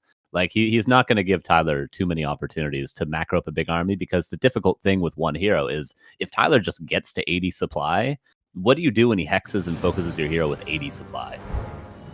Yeah, not much, man. Not much. You hear the most beautiful sound in the world. A starting Warcraft game. The ultimate showdown. It is Grubby versus TYLER1. Grubby on Night Elf. Only 1 hero. Nothing else. And Tyler with 1000 MMR can do whatever he wants. Whenever he wants. Let's go! Tyler is AFK. That's right. Oh man, 17 seconds, dude. It was 17 seconds. He is down 130 gold currently in his gold mine compared to Grubby, which typically he would be down about 50 just based on speed. But that's an extra 80 gold. But still, what's most important for Tyler isn't that he starts on time. It's that he gets the build order correct. Yeah, they should restart. Yep. Good call. Be an honorable man, Grubby. Be an honorable man. Bang! See, now he's typing. He's going to screw something up from typing so much, probably. Okay. Grubby saying beg. And that's something I wanted to talk about. Like in the FFA, so it wasn't the FFAs, it was 1 Grubby versus 4 League streamers or something. That guy is not holding back at all. Like he's gonna humiliate people as much as he can. He's taking so much pleasure and joy from annihilating nerds. He will not hold back at all. Yeah, no, if you look back at his old games, you can maybe find some of his old replays from 2004, 2005 that are cast on YouTube. You could hear some of the classic Grubby banter, and it's some of the best in the business. Yep. He's lightened up in the current years. It needs to be marketable to the people, to the masses, to bring them all back to Warcraft. But back in the day, if he wanted to make you feel a little off kilter in a tournament, he definitely could. He even mentioned yesterday a little story where he went up to an opponent before he played them in a tournament, and he said to him at a LAN, he said, "I'm gonna win, right?" Ooh. And then he 2-0'd the guy. He said that. He told that story on stream yesterday. Gotta get in your opponent's head, man. Gotta get in there. I respect Tyler's. All right, so the rehost, we'll see. Ethics Tyler going to take a Soda. breather, shake it off. A rocky start to his competitive career, but no doubt he'll come back stronger than ever. Warcraft on the technical side isn't that easy compared to the newer games. Yep. Tyler's back in the lobby. Hope the other people come as well, or will we just start like that? Mr. 8-Man is missing, for example. Yeah, where is Mr. Saul? Oh, did he AFK? Let me message Saul. There he is. Tyler wasn't. Go ahead, sorry. Tyler wasn't in full screen or something. Sometimes you have this on War 3 Champions when the loading screen is above the actual game screen thingy. So not entirely his fault. This happens. Far Loco, thank you for the sub. Potato69, thank you for the sub. Swaroga, Lugia. All of you. Glad you enjoy this. So, second try. Same map still. TYLER1 at exactly 1000 MMR. Grubby at pretty much 2000 MMR. And now we are going into map 1. Once again, the rules are clear. Grubby on Night Elf. Only one hero. Let's see how he approaches this. Can Tyler win map 1 already? All right, first difficulty for Tyler, of course, is just getting the build order correct. This seems like I'm trolling a little bit, but when you're a beginner player, this is very, very difficult to do consistently, to not forget a peon, to not misbuild your base, to not build the wrong building, to get your units on time. So this is going to be the very important first step for Tyler. Will any nerves that he has get to him and mess up his initial build order is the first and final question. The second one would be on Grubby's side. What is the hero choice from Grubby? What will he play this sole hero game with? I agree. This should be Warden, I'd say. He did this before. In the 1 versus 4, I think. I would be surprised if it's not. Like, a Demon Hunter can be strong solo. You said Potom, but I think that not was likely. Kind of a ruse. I mean, we all know high-level Searing Arrow can be strong, but everything but a Warden would surprise me, especially with Blink. He can outmaneuver Tyler. Full attention. Grubby also good Dota player, and there it is confirmed exactly what we expected. Also what you expected in your how Tyler can beat Grubby video. Yeah, I think just because it's the most entertaining, I do think Panda would actually be the better hero overall, but Warden second best, a close second, and much more entertaining for the viewers and still just as viable. The only difficult thing for Warden compared to the Panda is if Tyler did build 5 towers at the front of his base, it would be tricky for the Warden to actually have a win condition other than just continuously killing peasants. Obviously in Warcraft you have to eliminate your opponent eventually, killing all their buildings, which a Warden cannot really do. A Panda can. But still, Warden is going to be pretty good because Tyler doesn't tend to build a lot of towers, and when he does, he doesn't get reinforced defenses. Ooh, Grubby! His Wisp gets ensnared, so he has to call the second one for repair. This creeping is not starting smoothly. Second Wisp not repairing still. By the way, we can report that Warcraft 3 at the moment has more viewers than World of Warcraft. That is pretty crazy. If you're new to our broadcast, we are using a mod that makes the models look a bit more shiny and updated. It's called the Kenshin mod. Exclamation mark Kenshin in the chat to grab it for yourself. Warden versus Blade Master. The expected showdown. Let's see how aggressive Grubby's gonna be. Yeah, Grubby buys a circlet right away. Obviously no marketplace. If they went on a map like Northern Isles or Echo Isles, which I think EI is in the pool. Grubby would have a lot more options to get items. He's just going to have to get lucky with creeping in order to stack up the Warden. The best he can do from the shop is to buy circlets, which Grubby will probably buy as many as he needs to fill out that inventory of the Warden. He'll also most likely get an orb later on. Obviously, the difficulty of playing with one hero is figuring out what the perfect 6th slot is. Do you have a town portal, or do you just use a staff of teleportation, etc.? But for now, Grubby is going to definitely try to get level 3 as quickly as possible. And he's going to start off with 2 claws and a circlet. That's pretty nice to start. And then he's going to be blinking into Tyler's base. Tyler's building towers in the front of his base. Ooh. Oh my god, he watched my YouTube video. Nice, my dude. This is all down to you. By the way, we did talk about what people should do and what we expect and who we expect to win, but are you Team Tyler or are you Team Grub?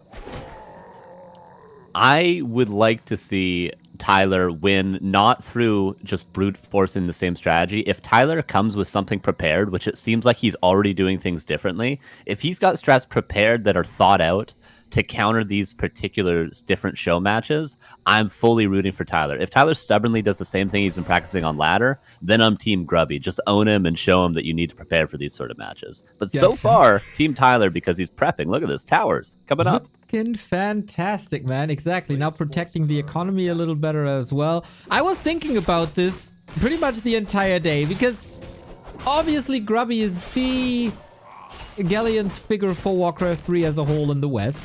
I mean, it gets outshined by Sky and Moon in Asia maybe a little bit, but imagine here's your champion and then a League of Legends player comes along and just beats you. That would be horrible for the game and would throw a little bit of a shade to Grubby's legacy as well.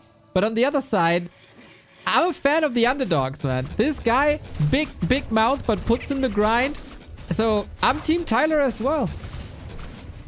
Yeah, Tyler gets the shop canceled, gets creepjacked at a camp that he was maybe not fully prepared for. Tyler, the best thing about his play is that he just creeps. A lot of beginner players will not creep as much and as efficiently as him. He's always going from camp to camp, probably from his league experience, but he does not underestimate creep camps, let's say. And because of this, got into a creepjack, lost a grunt, lost his TP, and now his blade is stuck on 100 HP with no Voodoo Lounge coming up. This is a difficult position for Tyler, but Grubby's going to give him a little bit of space. For now, good start for Grubby. Grubby's building a tree of life at the shop. That is interesting. Maybe a target, not for the maybe a target for the staff to get an invo potion and then move the tree over. That will take some time. Teching as well for a potential orb of venom later down the road. Tyler did not forget to tech. And I gotta say, like, resources for Tyler look fantastic. How many new players are floating 1,000, 1,500 gold? Not the case here. Yeah, his macro has been very, very impressive. And honestly, a lot of probably every race in this game, but Orc especially, I feel like is just getting units on time and brute forcing on the map with, you know, an early 60 supply timing. A lot of Orc's power comes from tier 2 units, so if you just get a lot of stuff early in the game and attack your opponent, you tend to win versus the other races, because the other races a lot of the time go to tier 3, want higher tech armies, want higher level heroes. So Tyler's been really good on the macro side of things, which is a very important aspect of the race he plays. Right now, Grubby scouting, he has yet to go into the base because he doesn't have Blink. He showed Shadow Strike, Fan of Knives, so the harass is not going to happen until a Tome of Retraining is available, which is going to happen in about 30 seconds. There'll be a Tome of Retraining available and a Potion of Invulnerability.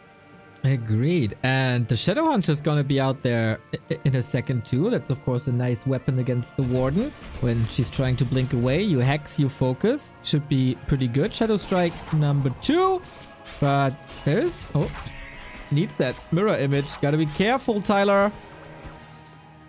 Nice salving and running away. Yeah. Mirror image also stops the damage over time from Shadow Strike, so that's actually the best ability for Tyler. Shadow Hunter, as you mentioned, is out now. Hex available. Grubby's got to be careful with the Warden. Tyler as well with the blade. I was looking for a potion there. Maybe Hex? Oh, that was close. Oh, Shadow Strike? Wait, will it kill the... okay, Heal Wave first. Nice awareness that he might lose the blade. I think he would have actually lived with 30-something HP, but Grubby wastes no time. Staffs to the top left. Oh, getting bashed. Oh, no, we've seen this before, Grubby. Oh! Echo Isles, anybody? Okay, right. That was close. That was real close. Too close to Grubby's comfort for sure. Oh, still getting attacked. Is Grubby overwhelmed by microing one hero? Yeah, obviously it can be tricky sometimes if you get slowed. The creeps will target that over even a building. So every time he gets slowed, because he's the only target for the creeps, he gets focused. Okay, picks up the ring. The difficult thing is he's going to have to decide now what items he actually wants to keep. And he's also going to need tier 3, because tier 3, not just more experience for the Warden, an extra 15% from tier 2, and tier 2 to tier 1 is an extra 15% as well, but he can get Orb of Venom, he can get Wellspring on tier 3, so a lot of upgrades to come once Grubby can tech. Indeed, very good. We see solid creeping by Tyler, as you mentioned before. The mirror image is tanking all the damage. Everything else seems to be pretty good, except that grunt right now. Now it's fine and all cleaned up. Grubby soon to be on 3 bases, though. That's going to be a little bit of an issue down the road for Tyler. It's not going tier 3, just going more lockdown with End Snare. Adding walkers as well. I don't really see the reason for that. Yeah, I like Grubby's AP timing here. He's aware of Tyler's timings. If it were, say, a top orc player, the timing would have been probably about a minute ago. But for Tyler, his games tend to be, he gets 50 supply if he's not pressured around the 8-9 minute mark, and Grubby's building 2 APs in his main. Because he could die to a 50 supply push. He's got one hero. There's only so much you can do. But he's safe. He's got 3 bases, like he said. And he's going to keep on harassing. This is going to be the whole game. He's got to keep Tyler on low supply if he can. Right on. Heard Grunt move to the side, but that Raider probably shouldn't fall. Oh, that was a clutch heal wave, Mr. TYLER1. Saving that Raider. Needs a lot of resources into heal selves and mana, for sure. Grubby has... Oh, he built APs. Is that allowed? I think that's lame. Well, he's got to build them or he'll die. I think any building, he can use buildings aggressively as well if he wants. So, because, you do need a win condition. He's not going to do it with the Warden. So the only way Grubby's going to close this game out is he's going to bring 20 Wisps across the map and build 20 APs once he's got 3k gold banked. That's his way of winning. Okay. Yeah, makes sense. Feels like you've been in his shoes before. I've played a couple solo hero games, but for me, the person has to be 200 MMR, not 1,000 for me to win. That is hard to find these days. AP is a building, yeah, but is that really necessary? Defensive towers, it's just, yeah, legally it's in the rules, but do you think Grubby needs that, is my question. I think he can detonate Wisps as well. I think he's allowed to do that. Yeah, Grubby was a great negotiator when it comes to the rule sets, I gotta say. He was acting like, oh, this is gonna be so hard for me. No, let's soften up the rules, yeah? But, Tyler agreed. It's alright. The lawyer of Tyler could have been harder, though. And what's interesting? Obviously, Tyler's played a lot of snipers, but none of the snipers have been particularly that good, like 1,500 MMR at best. Grubby has not experienced a player that's this aware on the map, has this good of hero control. He probably is not used to, I'm creeping in the corner of the green camp. Grubby just immediately runs to him and creep jacks him with an in his pot. These are things that Tyler has not seen. Yeah, it's just one hero, but he has not felt this. It's like the first time you happen to play against a pro player on ladder. You're like, oh, wow, there are levels to this game. Yeah. And I think Tyler's having that experience right now. And there's a tree growing at Tyler's natural. I wouldn't be too surprised to see one at the bottom right as well. It's rough. He might be able to scout this though. Yep. It's like, that MFer. He's styling on me already. Nicely finding it, though. Just keeping Grubby to a modest 3 bases. But there, like you mentioned, there probably will be a tree at the bottom right eventually as well. Nice thing for Grubby, he doesn't have to break upkeep to have all these expansions because he's only got to build Wisps and a Warden. Tier 3 is now on the way for Grubby. I'm surprised he didn't prioritize that a little bit more, but he can't build a Shredder. So he's been using a lot of his Wisps to make buildings. A couple more APs at home. And Grubby, daytime just ended, but his Moonwells are looking a little less than he would like them to be right now. Agreed. Uses a Moonstone, gets the clarity, more mana, more towers, building 5 towers. It's a Night Elf version of Woodywood to a degree. Tyler's still missing not unbreakable. It's not, no, not unbreakable. Especially for Raiders. Yeah, I would expect Tyler to expand eventually, maybe with a tiny Great Hall, but it's hard when he's probably a little overwhelmed right now. Grubby is giving the business a little bit. The heal wave just a split second too late on the cost of 2 Raiders now. It's the Warden show, as so far so expected. But tier 3 is around the corner. Tauren are coming. Harder to snipe than any other orc unit due to having more HP.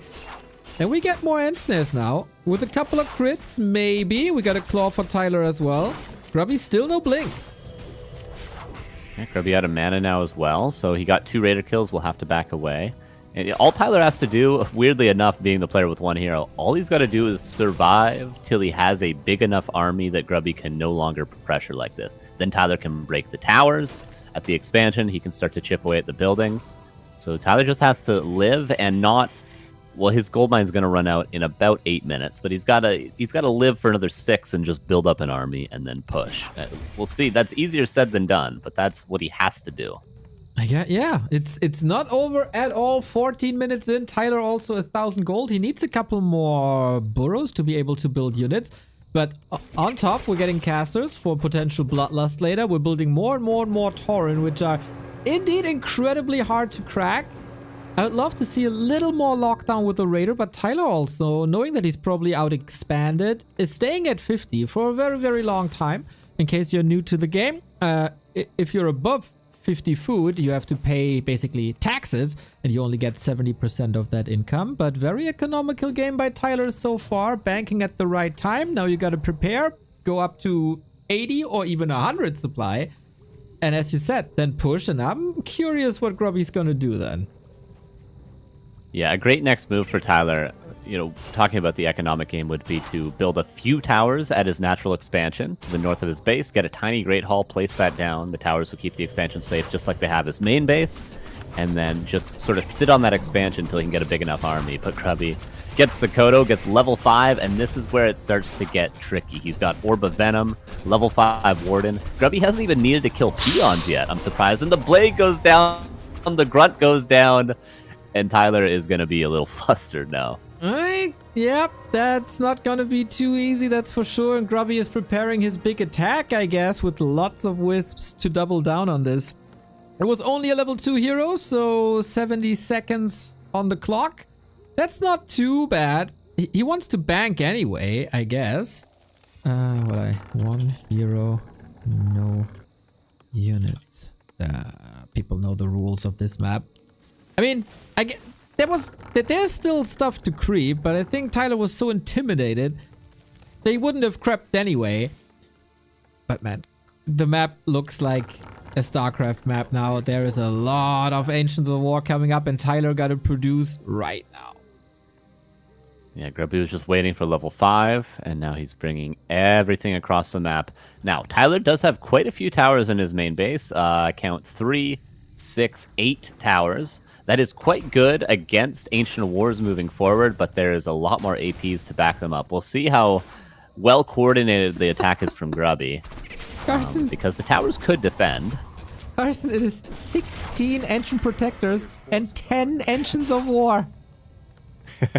What else are you gonna spend your gold on? He's still got 3k gold. I would love to see, you know, easily another 40 buildings. Down. Warden down! Let's go! I think Tyler needed that. This little success moment. He might lose the game anyway. But you know, he can brag about that Warden kill now. Yeah, and that shows the power of the towers in the front. You know, they can do a lot. The Blade is now back. Unfortunately, Tyler got no experience for that, and unfortunately, Grubby had 3,000 gold, but he needs to spend, you know, about 700 of that on the Warden, which is almost level 6. I don't know if Tyler's seen the Avatar of Vengeance before, but we'll soon find out. And the strength of the towers in the front, the buildings yet to connect. Yeah, but I mean, there's so many. There's just so many of them. Unbelievable. 25 buildings crushing at the shores of Tyler, who has no demolisher, unfortunately. Getting very tricky to maneuver all these units there. There's not much space to unfold. Warden is back, obviously. 3 buildings down, and the towers didn't take that much damage just yet. They're pretty healthy, but the AP is now rooting, and that's when they get difficult. The uprooted Ancient of Wars are easy. The Blade goes down. The Warden taking some damage. I think he's focusing the towers on the Warden. But yeah, that's a lot of APs rooted. I think Grubby's going to break this base. Tyler, honestly, kind of getting work this game. It was a nice try. He got the one Warden kill, but I think this is the beginning of the end for Tyler. Or the end of the beginning. That is only map 1, and we're gonna have 4 more afterwards. The tower's incredibly sturdy. I'm totally with you. The power tower that you suggested worked out incredibly well. Maybe a little bit more roaming with the Blade would have been alright. I mean, he couldn't expand that. Grubby is expanding 3 times. I'm looking at this forest of ancient protectors, and I've never seen this in my life.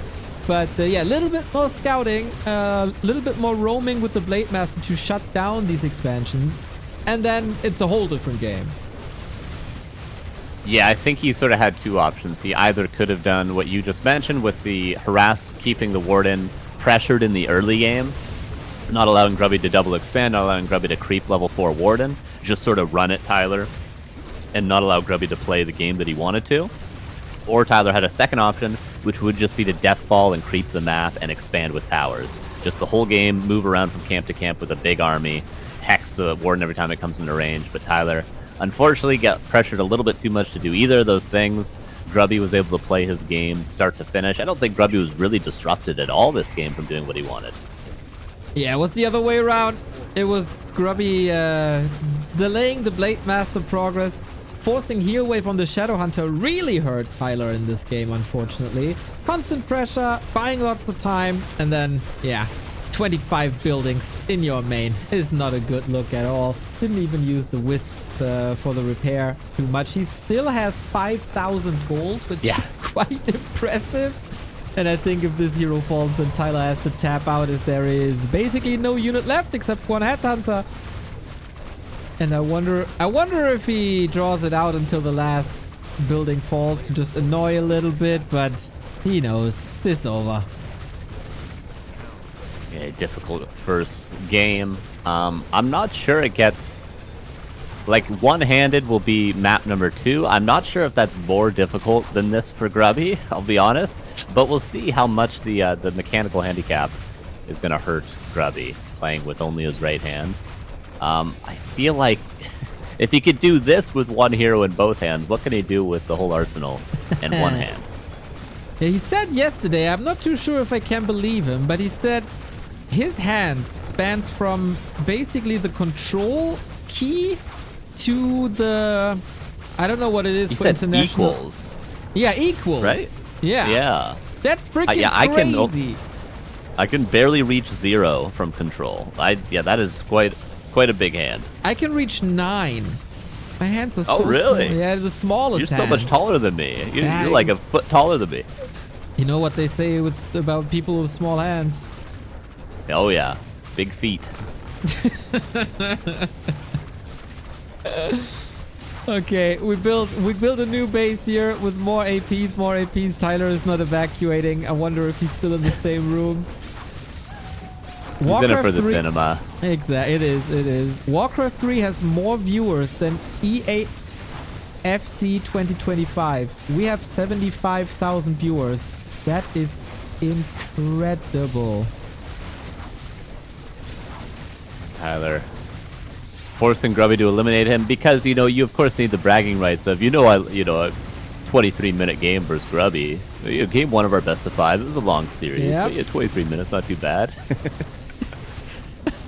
We see Nico, a longtime viewer, tuning in right now. What happened? Yeah, that's a very good question. If you're tuning into this moment right here, it was wild. It was wild, and that's your fault for tuning in late, Mr. Nico. But yeah, this game with the Lodge is gonna be over, and of course we're gonna listen to Tyler. He's probably not too pleased about it. No reaction just yet. What, did the stream stop? Oh. No, very calm. Long series still. Got to remain calm. My Do you see this early game was fucked up. The game? The early game was effed up, he says.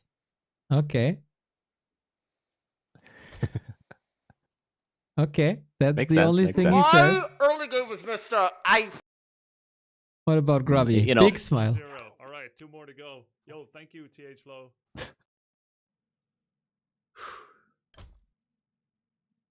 Hope you clear it now with Tyler. Towers are buildings, not units. Yeah, they are buildings. Wait, he's not complaining that they are.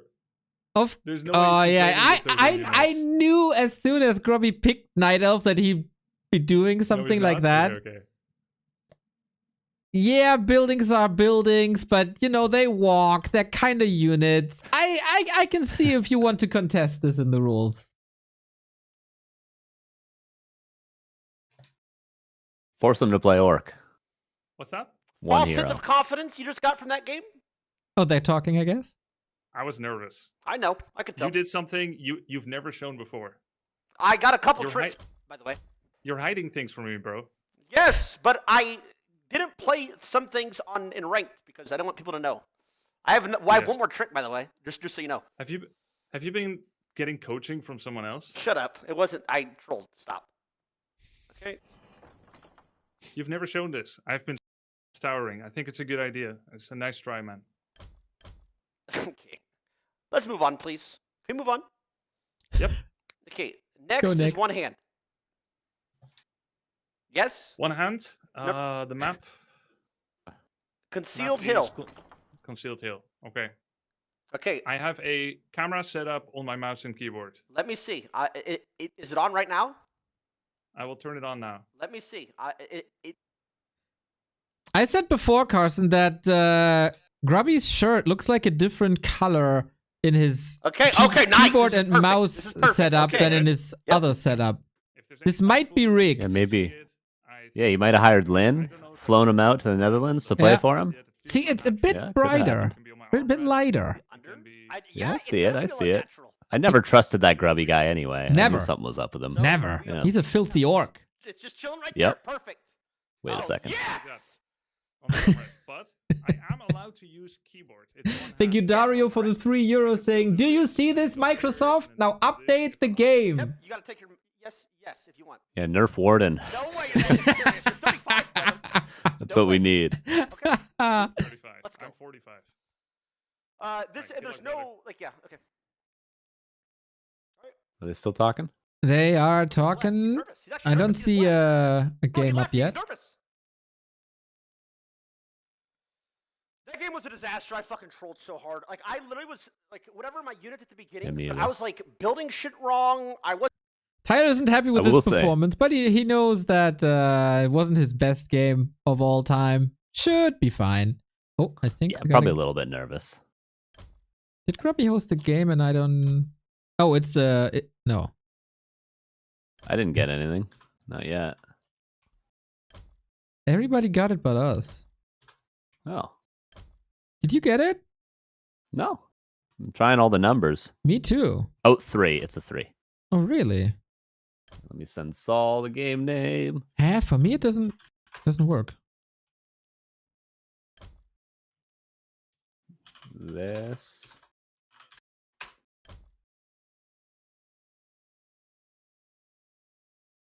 Oh, I made a stupid mistake. Thank you. Less than 3, my boys. Yeah, I will say Smiley face. Grubby and Tyler do have Tyler and Grubby both big streamers, but sometimes when streamers collab, you don't always get the chemistry. Grubby and Tyler have a hilarious chemistry. They are a great duo together. It's very funny. Agree.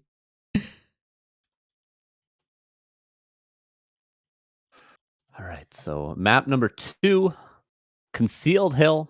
Grubby plays with one hand with the camera, as the rules say.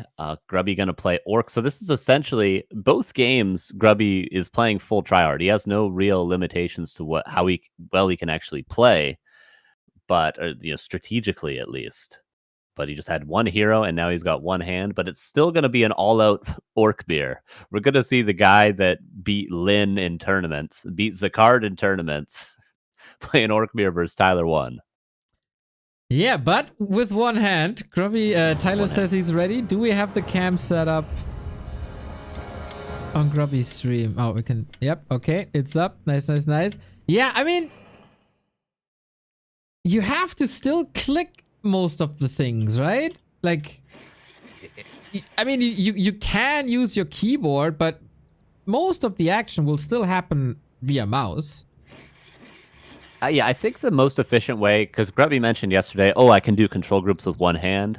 I don't see how that's more efficient than just using your mouse for everything. Maybe he'll show me some new tech that I'm unaware of, but I feel like skipping back and forth is probably not that useful. Maybe to move your army, you could right-click 1, right-click 2, or something like that.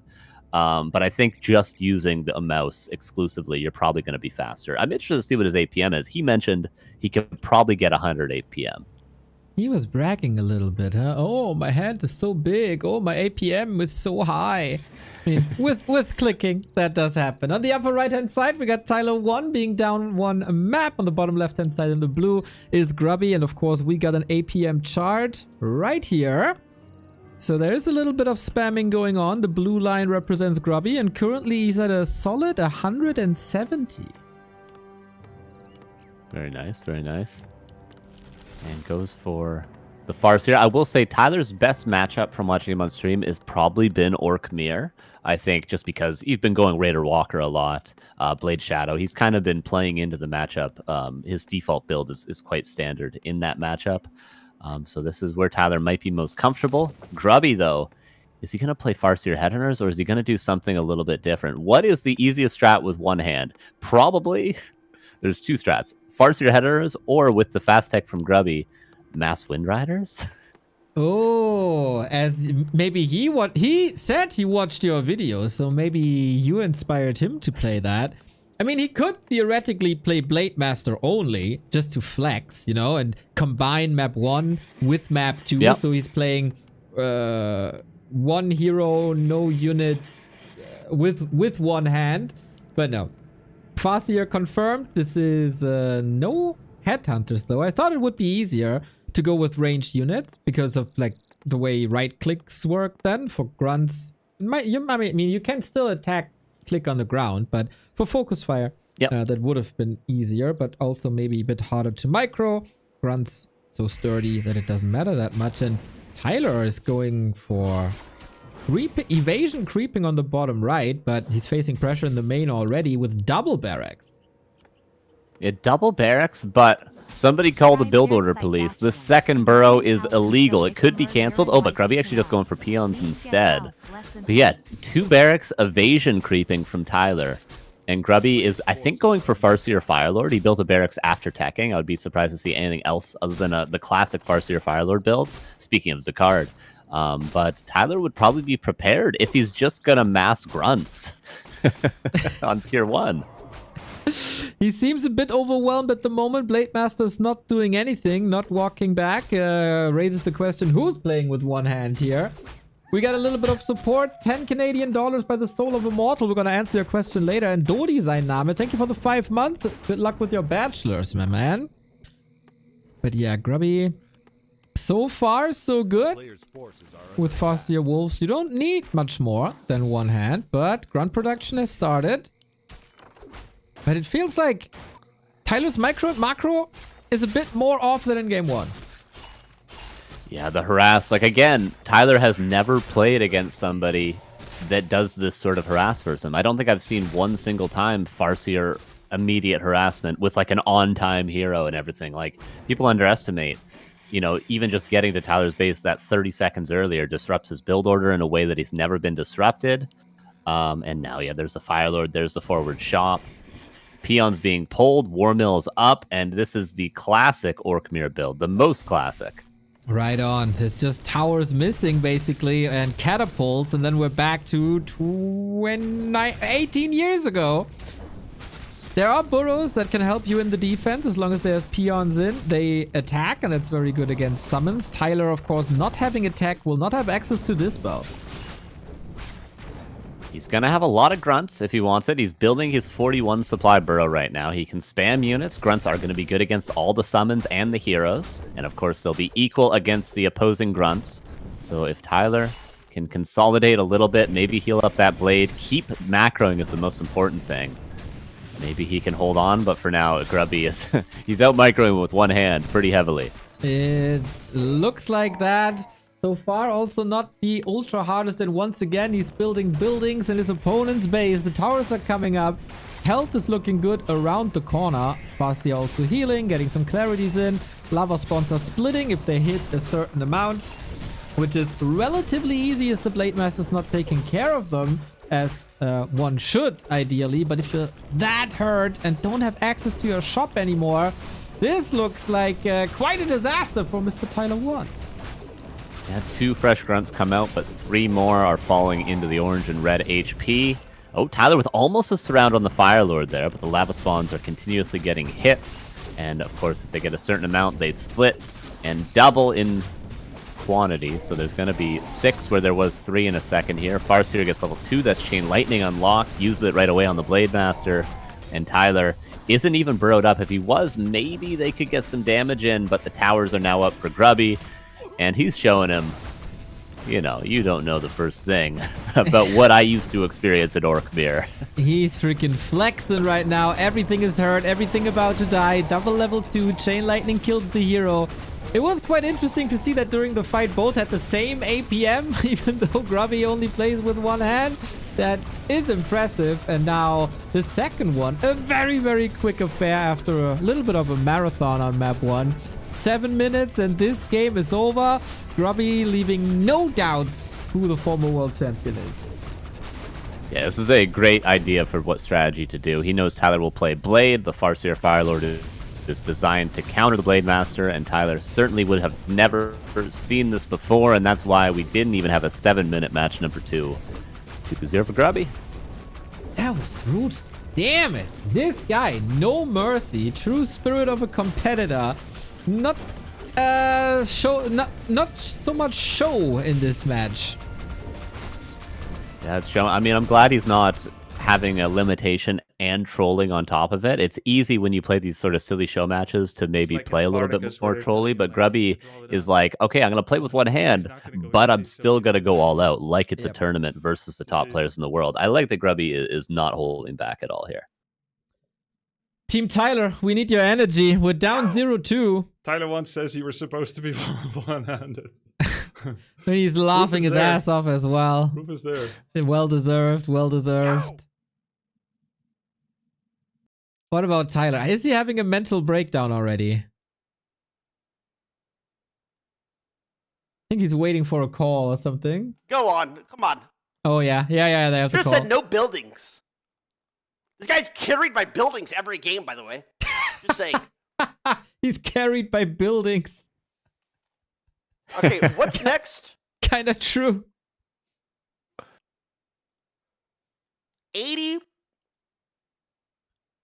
But yeah, good question. What is next now? Because it's the worst possible outcome for Tyler from the matches 0 and 2.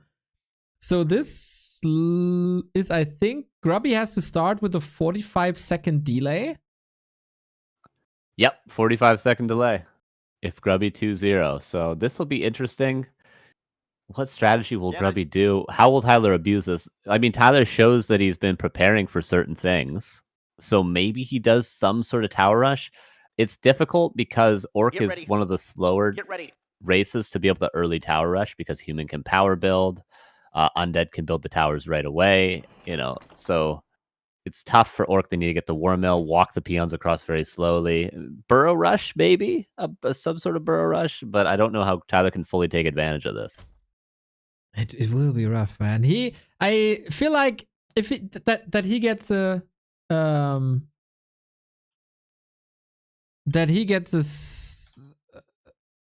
solid early game is important. Are you in? They changed the game name. Oh, there we go. Send it to you. Thank you. 78,000 viewers. Love it. Yeah, this is getting tricky now, of course, because the first 2 conditions were set and you could theoretically prepare for that. For the others, not that much. Oh, Tyler's not looking good on stream. Ooh, there's doubt. That's doubt right there. Yeah, I thought when they set this matchup, 45 seconds was too little. I would have said 90 seconds, most likely. Yep. So I understand the nerves from Tyler. Like almost when the hero comes out, but 45 is quite fine, I think. Other people said it's going to be crazy and unwinnable, but I don't think it's that unwinnable for Grubby. Oh, Grubby's going human in the lobby. Power build altar. He can actually catch up where you can put 3 on the altar, 2 on the farm, and get a quick hero immediately.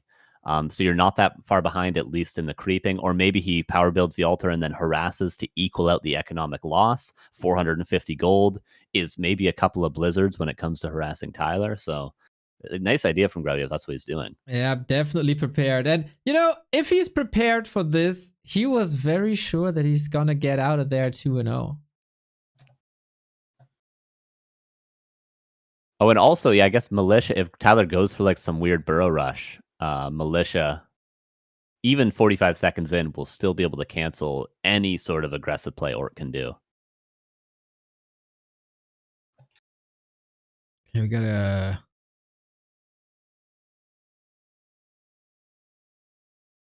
Okay.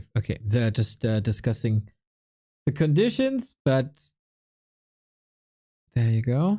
Grubby with human, 45-second delay. Are people underestimating this or not? Grubby could go 3-0 here. Tyler looked a little bit defeated on his stream.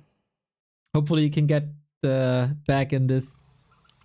Oh, they hosted the WAL version. Now we have a little overlay here. Yeah, not much we can do about that, but hey, it is what it is. Tyler, 0. Grubby, 2. 45 seconds delay. You see? What's he doing on his stream now, I wonder? Is he putting his feet up? Is he chilling?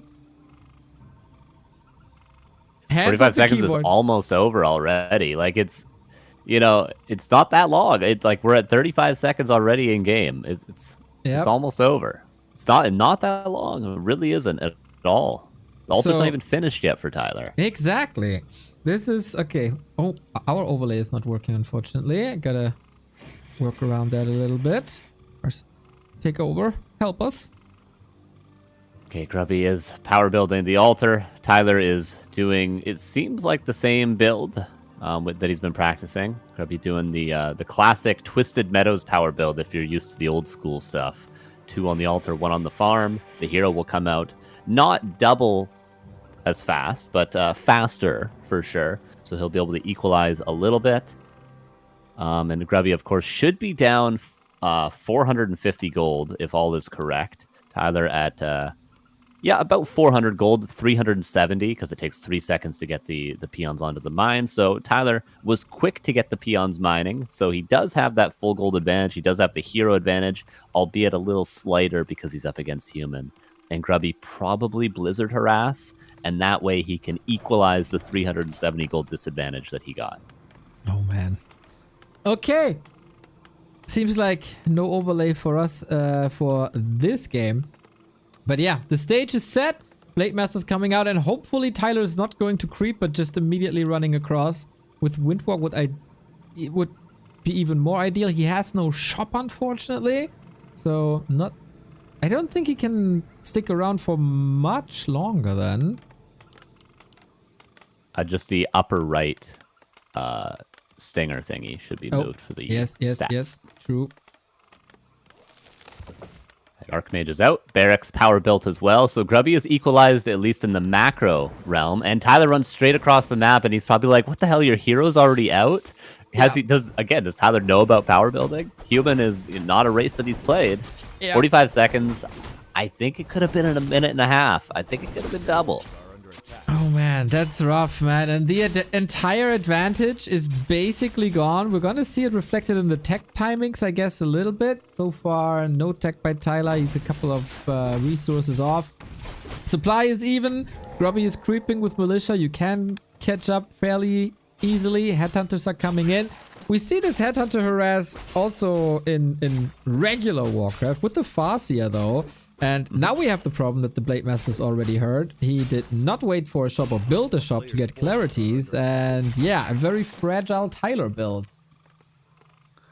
Yeah, and I feel like Human is the only race that Tyler wouldn't be able to do damage against. Against Orc, he'd be able to cancel the second Burrow. Against Undead, he'd be able to pressure Acolytes or even cancel maybe the first Ziggurat.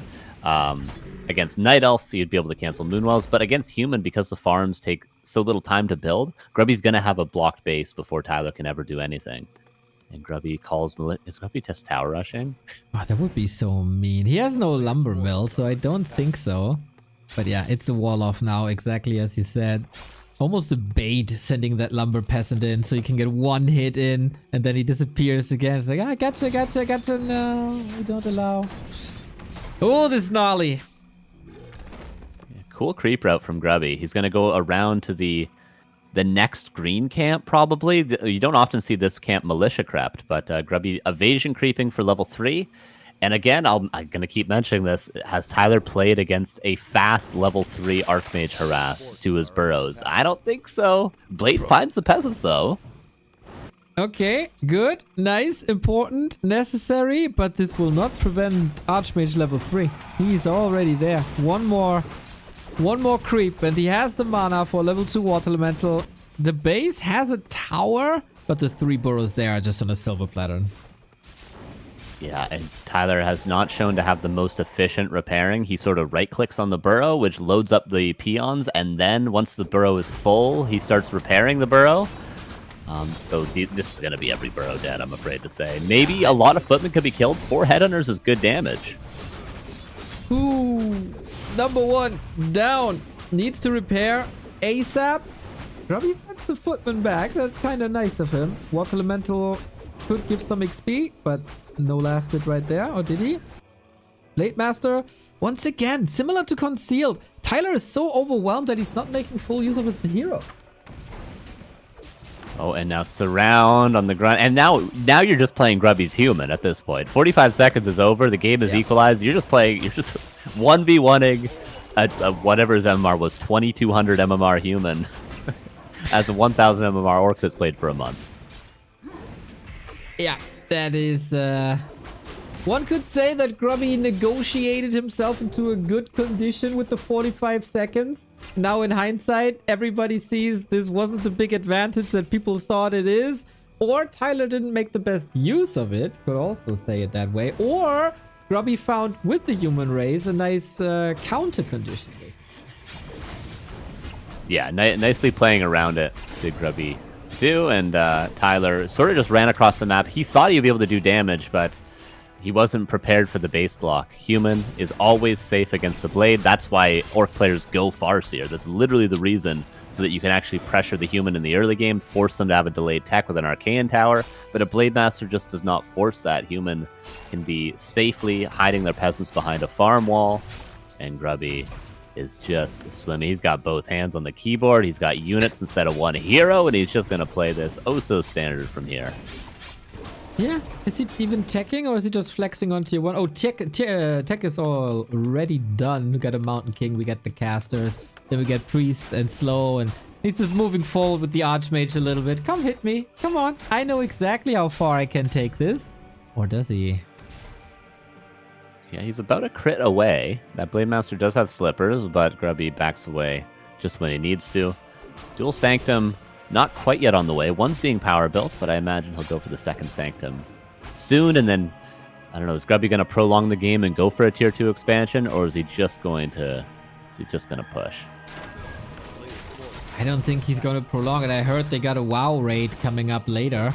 We got more supporters coming in. Thank you, Mike Mangan and Mango with the 58-month tier 2 sub. Love the support, mate. Thank you.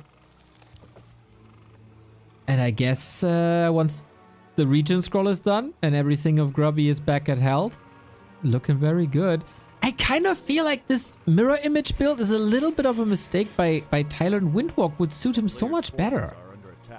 Yeah, I think so too. He uses Windwalk sometimes as like a 1-1-1, and he uses Windwalk quite well to get away from surrounds and stuff like that. But because he doesn't open with grunt into headhunters, he opens with straight headhunters. Unfortunately, he needs mirror image if he wants to creep in the early game. If Tyler learned the 1 grunt into headhunters with 6 lumber peons build, then he could skip mirror image entirely and actually creep with the blade with windwalk. But maybe in another month. Grubby sent the militia back that he used for creeping. Doubles down on the attack. Level 3, level 2. Well equipped. Got the potions ready. So he is respecting the Blade Master of Tyler. Otherwise, you wouldn't need any potions if you are 1000% confirming that you can out-micro your opponent. But man, he's getting another surround. Oh. He's setting up the next surround. That is 2 more grunts dead. Grubby again flexing. Yeah, showing Tyler, this is what it's like. You want to hang at the top level? This is what it's like. Move your units so they're all surrounded immediately. Hit your timings, or I'm going to be level 3 Archmage in your face, and that's another grunt dead. Shadowhunter is only now out, I suppose, because of the supply block that he suffered earlier. And Grubby's about to end this game. Burrows do good damage, and the Mountain King is being pressured, so maybe Tyler could barely hold, but he's going to take so much damage regardless. Has to go for heal wave again. Yeah, reinforced is helping. Repair. Good work for a second, but Footmen are reinforcing this attack with normal damage. You deal good damage to structures. Tyler is being a little... Oh no. He's confused by the mirror image. Clutch heal wave once again. So he knows what to do.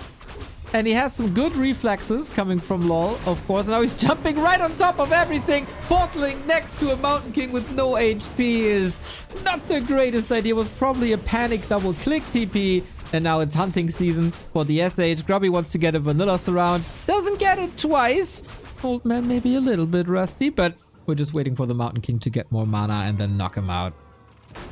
Yeah, Tyler, unfortunately, there goes the Shadowhunter. He only double taps his TP. He only learned, I think, yesterday that you can choose where you want the town portal to go, but I don't think he's figured out the muscle memory of actually clicking the town portal and then clicking where he would like to teleport. He just double clicks it, and it takes him wherever it wants to. It has a mind of its own, so unfortunate game, but Grubby pulling no punches, and he's about to be up 3-0, which means...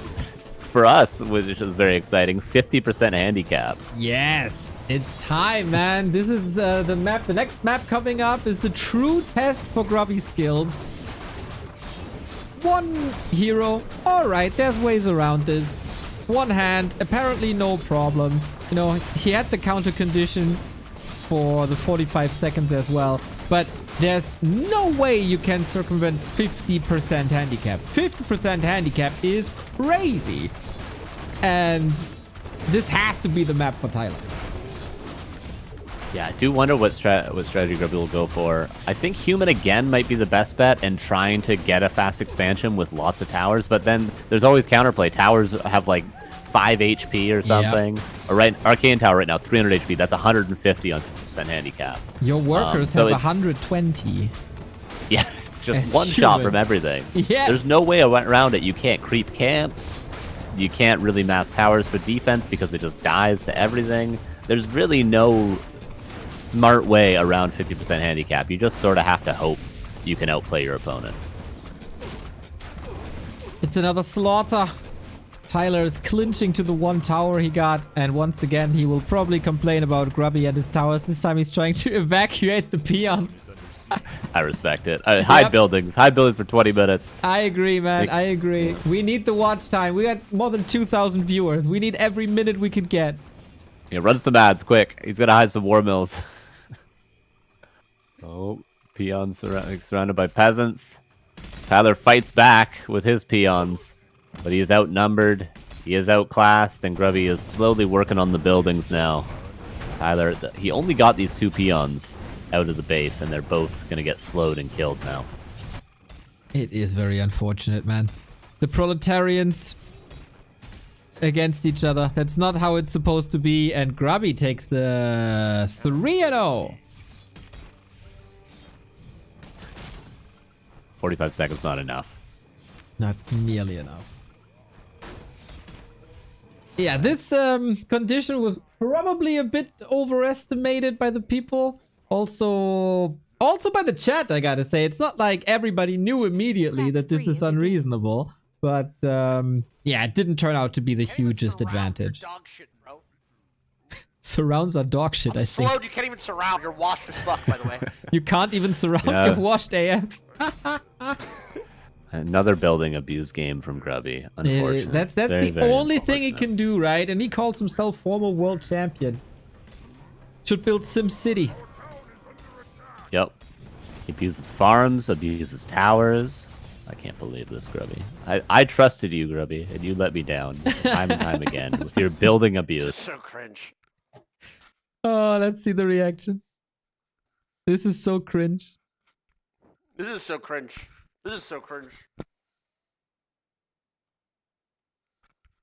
Guys, again, the next game, by the way, is Grubby full power. Bro, what are we doing?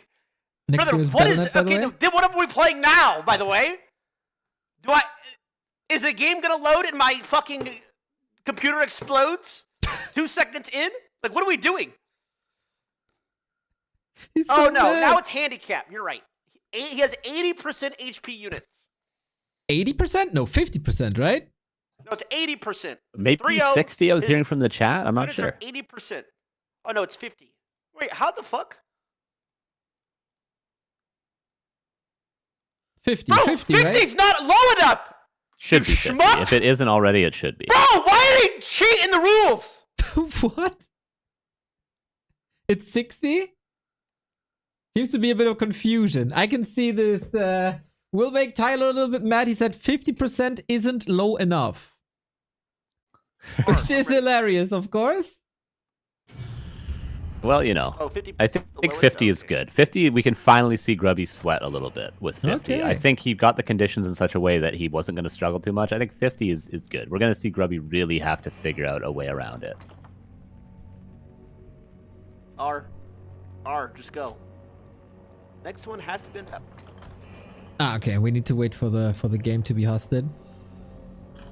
Tyler1 not happy. Grubby, I imagine the biggest smile. Wall off. He can't hit any peasants. Oh, he's explaining what he did. Because Okay. the habits on ladder that when you show up with a hero, the base is always open, but my base isn't open. So, 60-second, my hero isn't finished by the time he arrives. He shows up, he can't hit anything. Then he would creep the camp. I'm a little later with everything, but like, yeah, it would still work.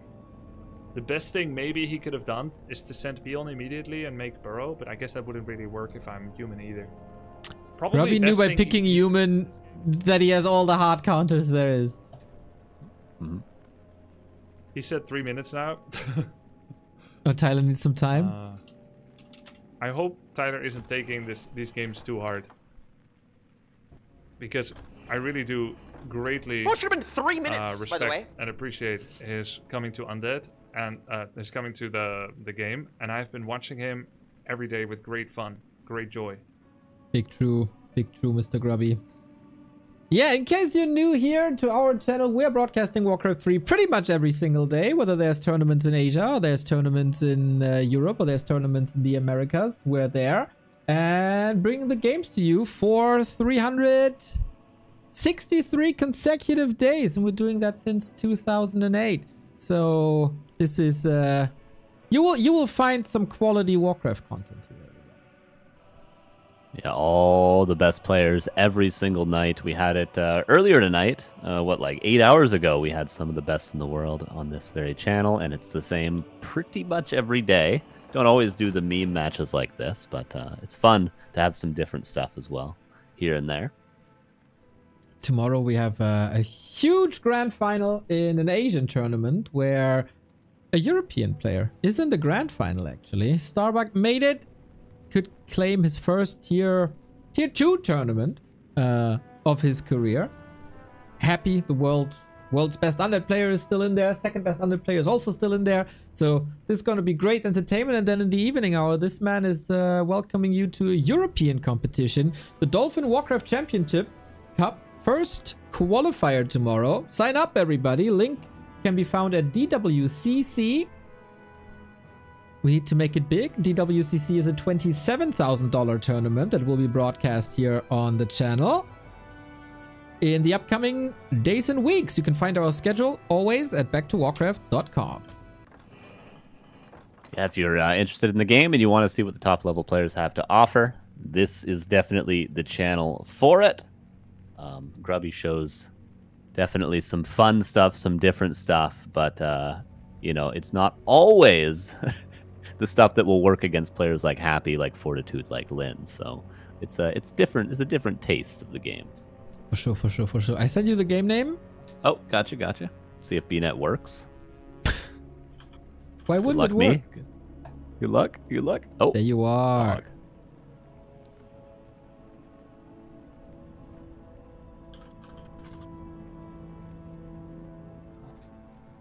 Alrighty. Grubby 3-0. Next condition. Did they set handicap? I can't see it from here, right? Grubby's at, yes, Grubby is at 50%. Okay, 50% handicap. He's playing Undead. He might just be playing Undead for just because he's played every other race. So he's playing Undead now too to make, and then he'll probably go Orc in the 2 versus 1. So probably Undead, not necessarily strategically for any good reason, just for the memes. Ghouls have 170 HP. That is ridiculous. How is he supposed to creep, Carson? The skeletons have 0 HP either. Yeah, do you even buy a Rod of Necromancy? Generally, the way Undead creeps, obviously, you mentioned it, you use Ghouls, you use Summons from the Rod of Necromancy, and you use Coil from your Death Knight to heal up any low HP units, but everything is already low HP, Neo. Yeah, we'll see about that, I guess. I gotta enter the score. Overlay is working. Wonderful. We need to there's no ping equalizer here. Need US East host. Okay, I don't know. Yes. I don't know how. If Tyler hosted, it would be Chicago if he hosted. Probably. I see. Okay, now we gotta explain. Tyler how to host a Warcraft game on BeetleNet. But yeah, nice and fair as it should be. Nice and fair. The European host is pretty bad on BNet, so. That's what happens if you only have 5 servers. Instead of the 30 servers you got on War 3 Champions. Mm-hmm. Some time to think about what Grubby is gonna do. Like, do you really want a Ghoul Rush against Burrows? I'm not too sure. One thing I didn't know 100% yesterday. If you go Banshees and you possess Tyler's units, do they get the 50% handicap, or do you get them with Tyler's amount of HP? I've never seen that interaction. Oh shoot, dude. I don't know either. No idea. Do they lose half their HP? Nobody can know this. Yeah, Chat he might have probably tested know it. this. There's no way people know this. I'm pretty sure they get 50% too. I would trust you. You would probably, if anyone knows it, you would probably know it. If you host, it's probably US West, right? Because we're figuring out if we have a host around. Is there more than just a Chicago server? I'm pretty sure if any North American hosts, it will be just the same server. I'm pretty sure there's literally... Oh no, they added another one? They added a central server? No, they added Chicago. Previously, it was only California. Oh god, I would be California. You would be California. And Tyler would be Chicago, which would be more east. Yeah, Tyler would be perfect to host. Be honest. Is Baron around maybe? Or Disengage? I know Disengage has the game not installed. Anyone from US East?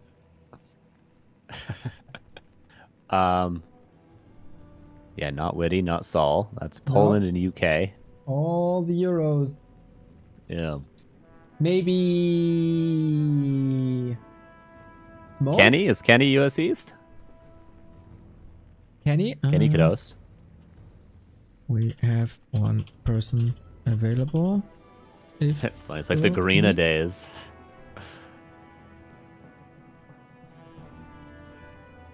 Oh, Kenny's New York. Okay, perfect. It's as east as we get. This is a little taste of what we used to have to do for Clan Wars back in the day. There was we used to need to find people. This is like even just 10, 12 years ago. You used to need to find people that were from certain parts of the world so that they could host for you, so you have equal hosts for your match. So if you had people in Korea playing people in America, but the people in America were too far east, you needed to find people on the west coast of America, so maybe like Oregon, California, or like Vancouver in Canada, to host so that the American could play the Asian without the ping being too bad, because the US East is too far, and then Asia is also too far. So somewhere in the middle, you need to find somebody. For Australia, I don't know what you would do, but yeah, this is what we used to have to go through all the time back in the day. Yeah, if you had a clan in like the big team leagues and you were supposed to bring hosts if you need them, and so all of the team managers had a specific person in Novosibirsk, I think, on speed dial on their phone to ring them up when it was necessary. It's crazy. And the one true big question is coming from chat. How is server selection not a feature? Lizard? I do not know. Lizard? I do not know. It should definitely be. Is it? Is it in like all other games? Because like Counter-Strike, I know when you host, it just goes to whatever is closest to you because it's locally hosted. I don't know what League and Dota do, but do they have server selection, or is that just something that game developers just don't do these days? Is give you options to servers? I don't know. The only other game I played the past couple of weeks is Lion King, which I will be running after this show match for charity. So I'm afraid of multiplayer as well. Chat says you can server select in StarCraft. League account is locked to one server. Okay. Valorant, you can choose servers when you host. I know that. Shout out to Valorant for inspiring our soon-to-come new overlay update. Nice. Game is up. I sent you a game name. Okay. Gartrol says, I just tested it. If you possess a unit with handicap, doesn't work. So if he possesses a grunt, it will have the full HP. Oh my, there's no way Grubby did not test that and is doing that. Oh man.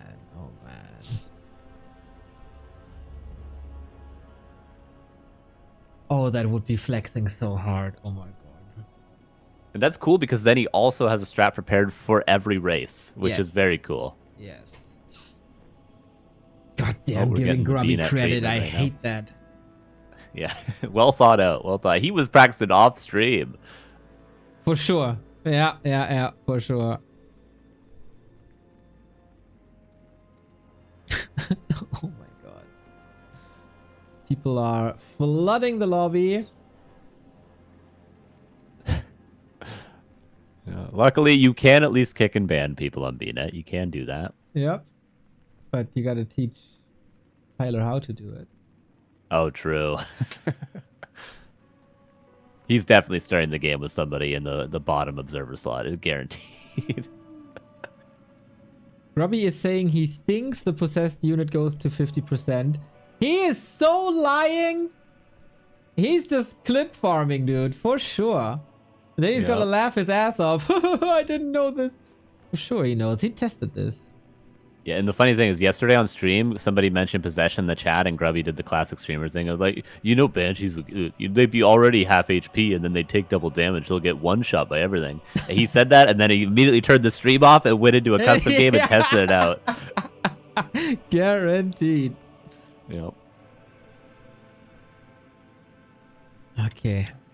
I think we got it. Neo hates Grubby confirmed. Yeah, 1000%, dude. The worst. The absolute worst, this Grubby guy. Alrighty, we got a game. Map 4. Grubby on 50% handicap up against TYLER1 on Equals. Grubby's undead. I'm such an undead fanboy. I might just standing for Grubby now. Let's go. Yeah, because he's playing undead now. Yeah. He's one step closer to happy. That's why you're fanboying. Dude. Wait for him to coil a unit. Oh my god. There is the 5th map. Tyler can bring an ally, right? It's 2 versus 1. Imagine he bought Happy for a map. Dude. That would be cinema, as the kids have been saying in Tyler's chat. That would be incredible. Like, Or maybe Starbuck. I think Starbuck is a realistic person that I play 2v2, you know, I'll show up and do it. Yep. So that would be so great. Or and Starbuck would own Grubby in a 1v1, so or Todd. That would be WWE level. That would be the most incredible. From the top that would rope be with the an most elbow incredible drop. moment. What you gonna do, Grubster? Oh man. Top post live stream fails for the next 5 years if that happened. Oh my god. We'll see. We'll see indeed. Can only speculate. We got a Crippy. Crypt Lord pretty good, has some summons, is very tanky as a hero. And we go Ghouls, who will be so squishy. You see it already. All the buildings, 50% HP. The Acolytes, 115 HP. That's nothing. 170 on the Ghouls. And Tyler, once again, going with his Blade Master Headhunter build. Yeah, most likely we'll have to see an expansion from Grubby. I don't see him winning early with any sort of rush because he would just die to burrows, unfortunately. So probably going to see that Crypt Lord try to go down to that southern gold mine. This is, by the way, old Echo Isles. Maybe Grubby noticed, but was like, we don't need to rehost again. Yeah. Or maybe they wanted to play old EI. I'm not sure. I don't think it's going to make a big difference, to be honest. No. If this would be the old Echo Isles with Fountain, then maybe that's the reason to rehost, but it's fine. Grubby going early cannibalize. Or it was a misclick. Very efficient. Oh, he just did the supply trick possibly before the second Ziggurat finish? Yeah, that's exactly what it did, yeah. Okay, watch Grubby attempt to creep a camp. This is not easy. Even with 3 ghouls on full HP, this is not the easiest camp in the world. Look at the creeps owning. Grubby already down to 100. Imagine Tyler comes in for a backstep now. Yeah, it would probably be one auto attack after a windwalk hit. Would kill this Crypt Lord. Yeah. It's still a bloodlusted Ogre Magi. Like, he's not out of the danger zone, but smart to use the beetles. It's like 3 to 4 free hits. 85 HP beetles. There's not a unit in the game with that HP. Skeleton has 90. My god. I really hope Tyler is adapting and builds like TC Shockwave, Panda Breath of Fire, anything with AoE. I think we just saw Grubby notice that it was old Echo Isles because notice he went around the corner as though the other Murloc camp was there, like it is on the new Echo Isles. But then he goes to the shop, which is also possible, but bold. Maybe you can buy Periups of Vitality from the shop. Many players do not buy it unless it's free for all, or at least old school free for all. I don't know if people still do it today. Yeah. But maybe Grubby will. That won't be too bad. Periup of Vitality gives you a bit of HP, and that will not scale towards the handicap. So far, Grubby's creeping is looking good. He doesn't have any healing anymore, so he will probably send back the ghouls. Exactly. And Tyler is getting dangerously close to Grubby's base. Does not know about the second expansion, though. Or first expansion, second base. Yeah, and Tyler gets a double ring, which is nice. Many players that remember this game from back in the day might think that rings are bad, but these days people love rings of protection. They're extremely efficient. Huge impale, but can Grubby stand here? Tyler TPs. I don't think he realizes just how much damage his units will do. I agree. He barely has a feel for the regular game and doesn't probably recognize how weak this army is. Grubby's idea is probably just overwhelm with mass, double base, more crypts, ghoul flood possibly. But yeah, Tyler kind of smacked in the face early on. Yeah, I think actually one wave of attack from Headhunters will one-shot a ghoul quite easily. Tyler could have just stood his ground there. Grubby creeping. He's going to lose some ghouls to creeps, but at least he's getting the levels, getting some items. What a noob. So he will. Yeah, unacceptable, Grubby. I trusted you, Grubby. You were my favorite player. And you lost ghouls to creeps and abused buildings time and time again. I subbed to the grub so many times, and now this. Been let down too many times, Grubby. Man, this is so hard to do, man. We gotta give the man some credit. This is well executed, well planned. And Tyler is a little scared. He must have seen the expo. He is struggling with the camp as if he has 50%. The lightning shield is killing another headhunter here. Tyler's losing all of the little momentum he had. Yeah, Tyler did scout the expansion with a mirror image a little bit earlier, so he is aware of what's going on, but he's been talking about on stream, which is a correct assumption, about you can't really break an expansion. You can play around the expansion. There's lots of counterplay, but to just straight up kill the expansion, especially with a Blade Master, is very, very difficult to do in most matchups. So Tyler is wisely just going to macro up and maybe go for some later timing, as opposed to just trying to blindly all in the second base for Grubby. Yeah, I agree. It's also a little throwback to one of the first ladder matches that Tyler did. I was watching that. He was facing a Crypt Lord for the first time, and of course the beetles spawn, right? The entire time. And he's like, will they expire? And Grubby's, no. Don't you run out of mana? No. He can do this all the time. Yes. So he had a little beetle phobia, and Grubby coming in with the creep tag. He got the mana for beetles, but not for an impale right now, so that's a bit of a problem. Will Tyler realize how weak this army is? Yep, just attack, you will kill everything. That ghoul almost got 3-shot, but there is a lot of stuff here, and it makes the fight a little bit chaotic. You can't really clean up all the beetles too quickly.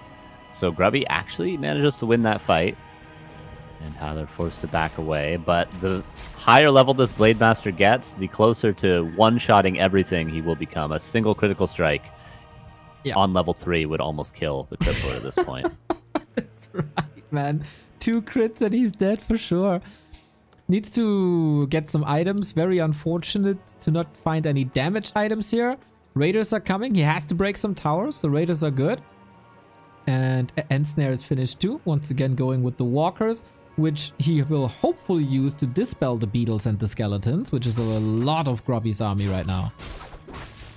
Marketplace does have a couple claws of attack right now, but I don't think Tyler has actually utilized the Marketplace before. He started using the lab more, the shop more, but I think the Marketplace is still not on his list of things he's fully mastered just yet. Whereas Grubby maybe could buy some items in the future, maybe some Rings of Protection, maybe a Pennant of Energy, etc. We'll see if it gets to that point. For now, Grubby macroing up double Slaughterhouse and a tier 3 tech. I'm not sure still what units Grubby will go for. Abomination simply? Just mass melee? Yeah. Man, our Banshee idea was so much better. Yeah, I thought he was going for that. I mean, there's still time. There is still time. Yep. I mean, statues should be really good. They heal a fixed amount of HP, right? So he's gonna fill the HP bar in no time.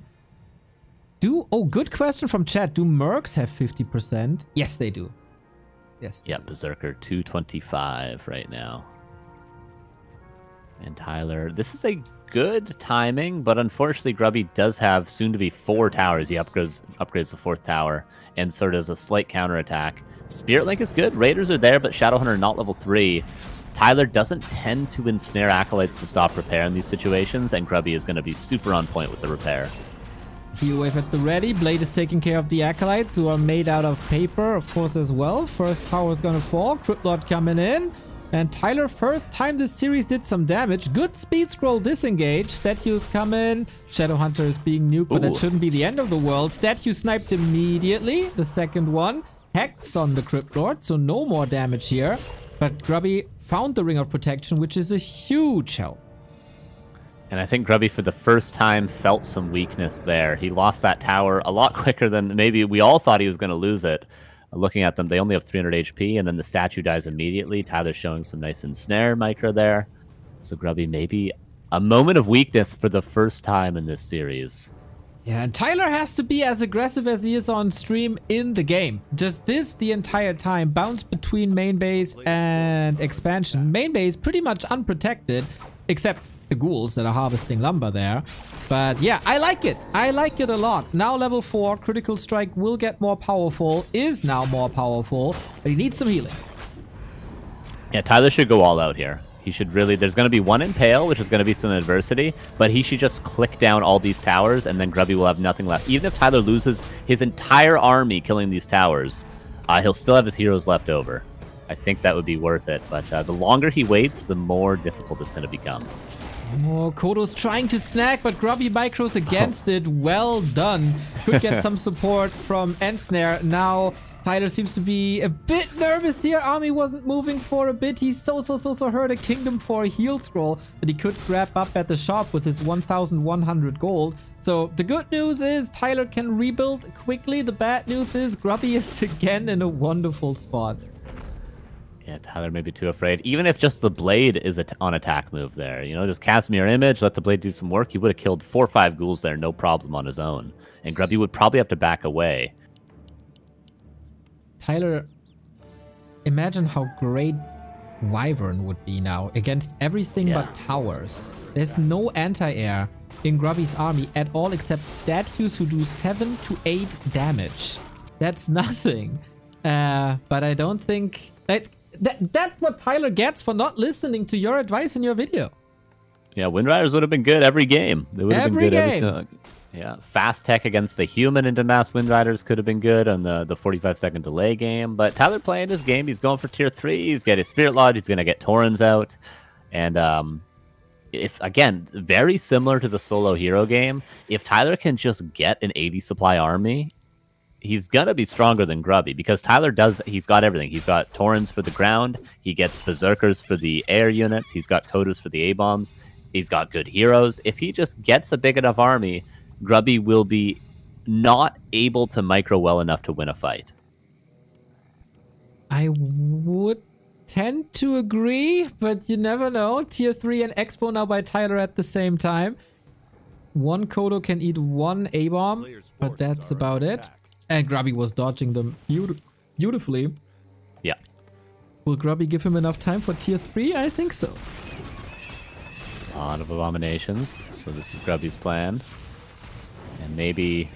You know, he could go for something like meat wagons in the back that even though they'll be pretty much paper meat wagons, they probably won't be reached by Tyler quite easily. That would take some serious multitasking in the fight. So maybe that's where Grubby could make up for the lack of damage, because abominations are going to have to be running in and out because they're going to die so quickly. 600 HP for an A-bomb, not terrible. However, that's pretty tanky. It's, you know, as much as a raider, at least. Yep, that's right. And they got cannibalized. Got 3 attack upgrades. It would be awesome to have a Dreadlord now, but then the Dreadlord itself is very squishy, which is not that easy. Blade Master is continuing to scout, but it's just more abominations. Expo is up soon. Yeah, maybe Alchemist.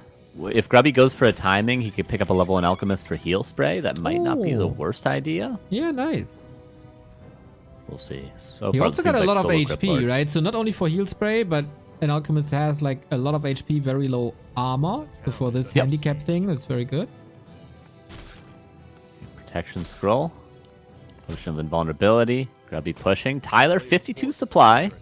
Not level 3 Shadowhunter. He hasn't been creeping as much as he does against maybe lower level opponents. But Spirit Link.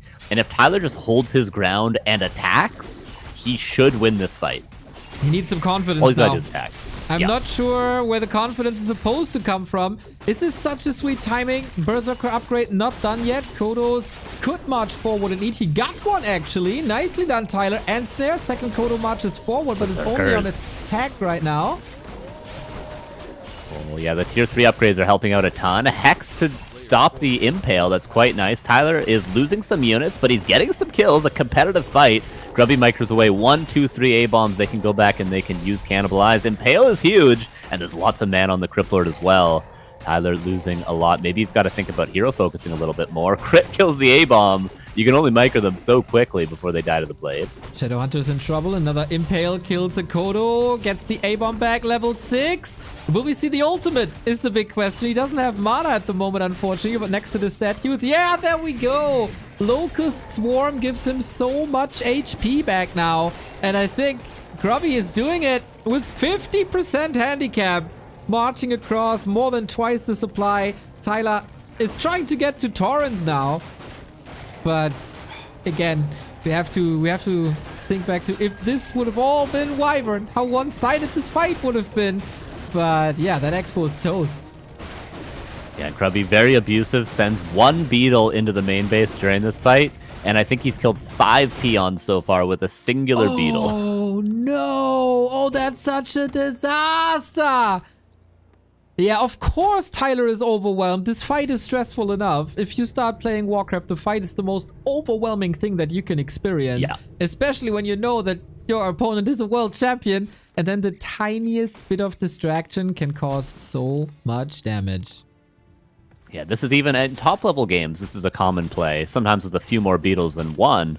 But this can, even top players can get overwhelmed in fights and lose tons of workers to a beetle like this. So Grubby, nice awareness. Still, Tyler, hold your ground, burrow up. Maybe with some heal potions from the shop, you can stand tall against this. The Cripplord's out of mana. Wyvern out now. And as we said, nothing can touch the Wyvern. I mean, there's nothing else. Oh my god, it's 5 A-bombs ganging up on that poor Tauren. What did he do to deserve it? Shadowhunter running for his life. Blade Master unable to get to the shop, unfortunately. Again, Windwalk would have been such a great help. And it's GG, and Grubby wins the 4th match as well.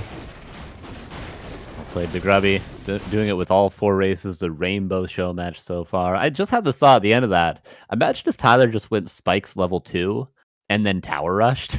How would you cancel the towers? You would just lose all your ghouls and your Cripplord against Spikes trying to kill the towers. That would be funny to see something like that. But that would take a lot more preparation than it seems like Tyler put into this one. Let's see the end of the match from Tyler's perspective. Killed all my shit. Wait, how did I thought they expired? Oh, he just realized again that the beetles don't expire. We have to all in him. Like we have to like attack him they're discussing instantly. Strategies. Or we lose, Okay, here's what I can do. I can hero. Hold on. I mean, he's. Give me a second. I think we go back to. Okay. Oh, I don't know if we go back to I champions or can not. hero. But Double yeah, Zerk, rush do we my peons, their tower know rush. who the ally is? It's Amphi? Okay. Wait, Amphi was hero, pretty good. They had double some Zerk, banger matches against peons each for other. tower. Yeah. And now Amphi is coming to the rescue for that 1 honorable win and 2 against 1. Yeah, that was the original teammate that he said. So it makes sense they're sticking to it. More handicaps than what we already did. But now I'm thinking... Grubby has a huge... Grubby has that Grubby smile on his face where you know like he's genuinely happy. But it's like, come on, I couldn't have seen that coming. It hasn't felt like this He really since did improve a lot in the last few WCG weeks. 2008. I think he has done very well. Like, I'm probably even actually proud of bigger. him. Like his build order is a lot cleaner. He's creeping a lot. He's learning about all the units. He comes in with... And he's giving constant praise to Tyler. That's really class. Like, it's easy after all that shit talking they did in the past 2 weeks, right? Just, I owned you. But no, Grubby is a class act, as always. And just giving respect to his opponent. I like that. You can't own the guy like this and then talk shit to him. Maybe you can. Maybe yeah, of course would. you could. You would do it. I would do it. We know a lot of people who would do it. It's true. It's true. It's not Amphi, it's Amphi. Oh, sorry about that. Not too familiar with the big streamers. Is he like a WoW player? I know he's obviously knows Grubby through WoW, but is he like an actual WoW player? Is that where he's from? I'm not sure. I didn't even know how to pronounce his name really. Yeah. Or is he like an esports guy? Like I know there's pro league players that are playing Warcraft now. Classic WoW. Amphi is the WoW player. Okay. Is he like a PvP guy? Like a competitive PvP guy? Classic WoW legend. Hardcore champion. Really good player. Cool. Very cool. All right, so he definitely got some experience. Yep. So sorry about that. We don't know too much about the World of Warcraft scene, but thanks for educating us. He started streaming when him and his guild cleared all to Naxxramas on hardcore. Nice. Yeah, the WoW hardcore scene is wild. Yeah. All right, very cool, very cool. Obviously, WoW, very high skill cap game. There's not, not every MMO is like that, but WoW in particular, there is very, very high skill players, and there's lots of different ways to compete in it. So it's cool to see. Cool to see. I got the game name for you. Nice. All right. Thank you. This is War 3 Champions? It is. Okay.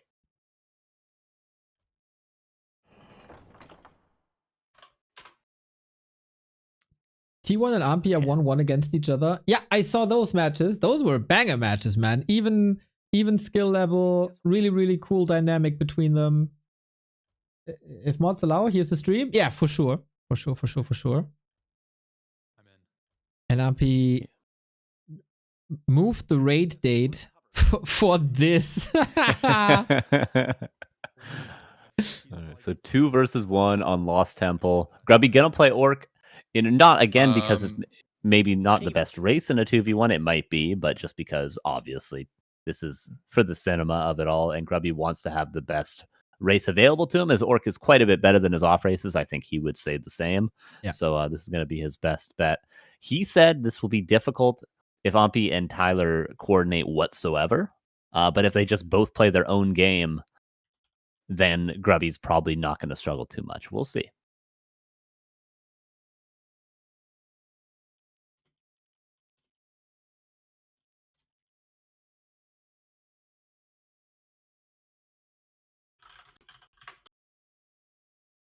Okay, Lost Temple, legendary RTS map. We had it in StarCraft, we have it in Warcraft. It is the default map in Warcraft 3. Are you guys discussing sweaty strategies? Aye. Oh, Grubby's playing Okay, he's going for real Rainbow. Cruncher did this at a Dust League once. He played a different race in every match, and then he played random, I think, in the Grand Finals, and won Dust League with that. Grubby doing the same, the Rainbow Showmatch. Love how you always have beautiful names for stuff like this. It is perfect. Tyler going Orc, Ampi goes Night Elf. That is a classic 2-on-2 combo, which can be very, very strong. Yeah, and they play Blade Shadow, and Ampi plays Demon Naga from what I've seen, which is again a classic way to play the matchup. Typically, Night Elves in this will play a lot of the time mass range. They might go for Archer Talon, or they might go for mass Dryads, maybe with a Keeper second, Demon Hunter first, and then Orc will go for the big meat shield in the front. Sometimes with Walkers, sometimes just Grunt Raider. It is the standard way to play 2v2 with Orc Elf, but you know, they could just rush the guy. If they can find him, they might. That's the funny thing is, they might struggle just to find his base. Lost Temple is confusing for beginners because if you look at the map, there seems like there's 2 locations you can spawn at on each sort of quadrant of the map, because there's the natural expansion and the main base, and new players always confuse the natural expansion for the main base. That's true, actually. Never thought about that. Yeah, I agree. I don't know if Tyler was part of the initial 4 against 1. I don't think so. That Grubby also won. In the beginning, everybody always tried to attack and creep, etc. But the strategy is just mass. Just mass as fast and as hard and as much as you can, and flood Grubby with stuff. He has to respond, and then he can't scale too well. And now we'll see if Tyler gets his name on the board. Tyler and Ampi versus Grubby on Lost Temple. 2 against 1. Grubby random, try hard, sweaty mode. People say, oh, it's 2 1000 MMR players against each other. And I know in other RTS, it is fairly common that a pro player is eliminating 5, 6, 7 players at the same time. In Warcraft 3, due to heroes and the limited armies we have, it is very, very hard to pull off. So good luck, Grubby. Yeah, in a game like Brood War, Flash can just out-micro 3 people and beat them, but unfortunately, you can only macro so much in Warcraft 3. Most top players macro relatively perfectly, whereas in other RTS where there's a lot more macro sides of things, you can certainly out-macro your opponent, even at the top level. Just not true here, so very much a possibility with a hero rush. Well. In the blue, we got Tyler and Ampi as Orc and Night Elf. Grubby spawning cross to Tyler, close to Ampi with Night Elf, actually. Grubby's very good with Night Elf. We've seen it before with the Warden. Also, he had an insane game last week on the ladder on War 3 Champions versus a player called Bazooka Fit on this map. And oh boy, that was a hell of a banger. You can find it on our YouTube. It is glorious. Opting for a Demon Hunter, very sturdy, good AoE damage, solid disable, and tanky. Ampi on the other side, Keeper of the Grove, which I think is a very good starter hero for a player that's not too experienced, and also quite some nice synergies with the Orc race. Yeah, definitely Entangle and Blademaster Focus Fire is very, very good if they choose to be aggressive. Unfortunately, Grubby's going to have Mana Burn and Wisp Detonate to deal with the Entangle. If it were any other race, it would be very, very strong against them. Human Undead or Orc would sort of crumble to early Entangle Blademaster Focus Fire, but Grubby should have the solutions. The issue with Night Elf, though, in general, is they can be weak against rushes. Any Night Elf player playing on the ladder will realize that they're getting tower rushed all the time. They're getting pressured early all the time. So Grubby has the weakest race to deal with that sort of pressure. But if the game goes a little bit later, he could certainly be carried by a Demon Hunter and what might be a Panda or a Naga or something like that second. Right on. First, we power creep though with Immolation. Does damage to everything around the Demon Hunter. Ancient of War is taking quite some hits, but should be fine. How much of a relief this must be for Grubby to be back at 100% HP? Yeah, no true handicap here. He's actually just playing the game fully. For the first time, he's just playing the game. So we'll see. This is Grubby at full force right now. Umpy finds the Archer. Could entangle it and kill it. There's not a Wisp nearby, so I think this is a dead Archer. Grubby does pull a Wisp, but this is a little bit too late. Deny on the Archer, and Mana Burn will make that Keeper nearly but he's still got one more Entangle. Could find that Wisp. There's a Tree of Life. Ooh, expansion was to be expected. There was some sweet stutter stepping by Ampy here, I gotta say. Moving out of range of anything that can hurt him. Uses the Entangle. Grubby couldn't even last it here anymore, so that was sweet. Gotta run now. You don't have an Entangle anymore. I praise him. Oh no. And then he almost loses his heroes. But he's making space for Tyler to creep up in the center of the temple right now. He's got level 2. He got Gloves of Haste. And Archer's going to clean up that creeping. Tyler, very, very efficient. I think this is good in general, because Ampy tends to be maybe a bit better mechanically overall with his hero. And then Tyler is very, very efficient at creeping. So the way they're exchanging duties here, I think, was good. And Tyler goes straight cross map to cancel the expansion. He's got a timing on this. This will work. I'm fairly confident that this will work. Blademaster, good damage. Headhunters are here. Grubby's game plan is quite ruined after 4 minutes.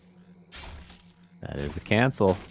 And the Demon Hunter finds a Headhunter in the center, but that is well worth the sacrifice for this Tree of Life in Tyler's eyes. And Wisp gets Detonate. And they could just sort of run at Grubby. Another Archer going to go down. That's the whole army. They're killing the Ancient of War as well. That's the only production building currently for Grubby as he panics to build another Ancient of War at home. If they just keep running at him, this could be difficult. He was also panicking a little bit in the middle and ran into the creeps and lost a bunch of HP. And you don't want to be half HP against Entangle and Blademaster Critical Strike. Oh, which he doesn't have. Then Blademaster Mirror Image Backstab.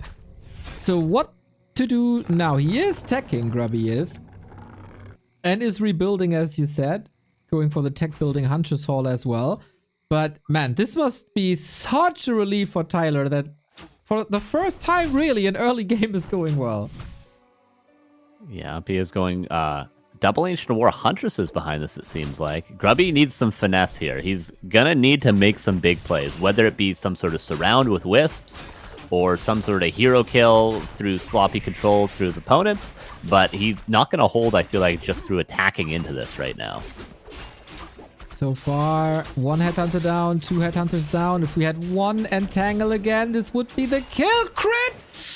Oh boy, with the Moonwell at the last second to the rescue. The backstep crit, of course, that was. Grubby is getting... Ampy is getting Huntress.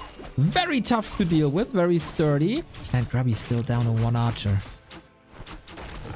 Grubby needs a second hero very, very soon. He's building an Ancient Protector now. Second Ancient of War is about to get up as well. He should be sending something to the tavern to build, to get a secondary hero, unless he wants to go for the Keeper from his altar. He could do that safely.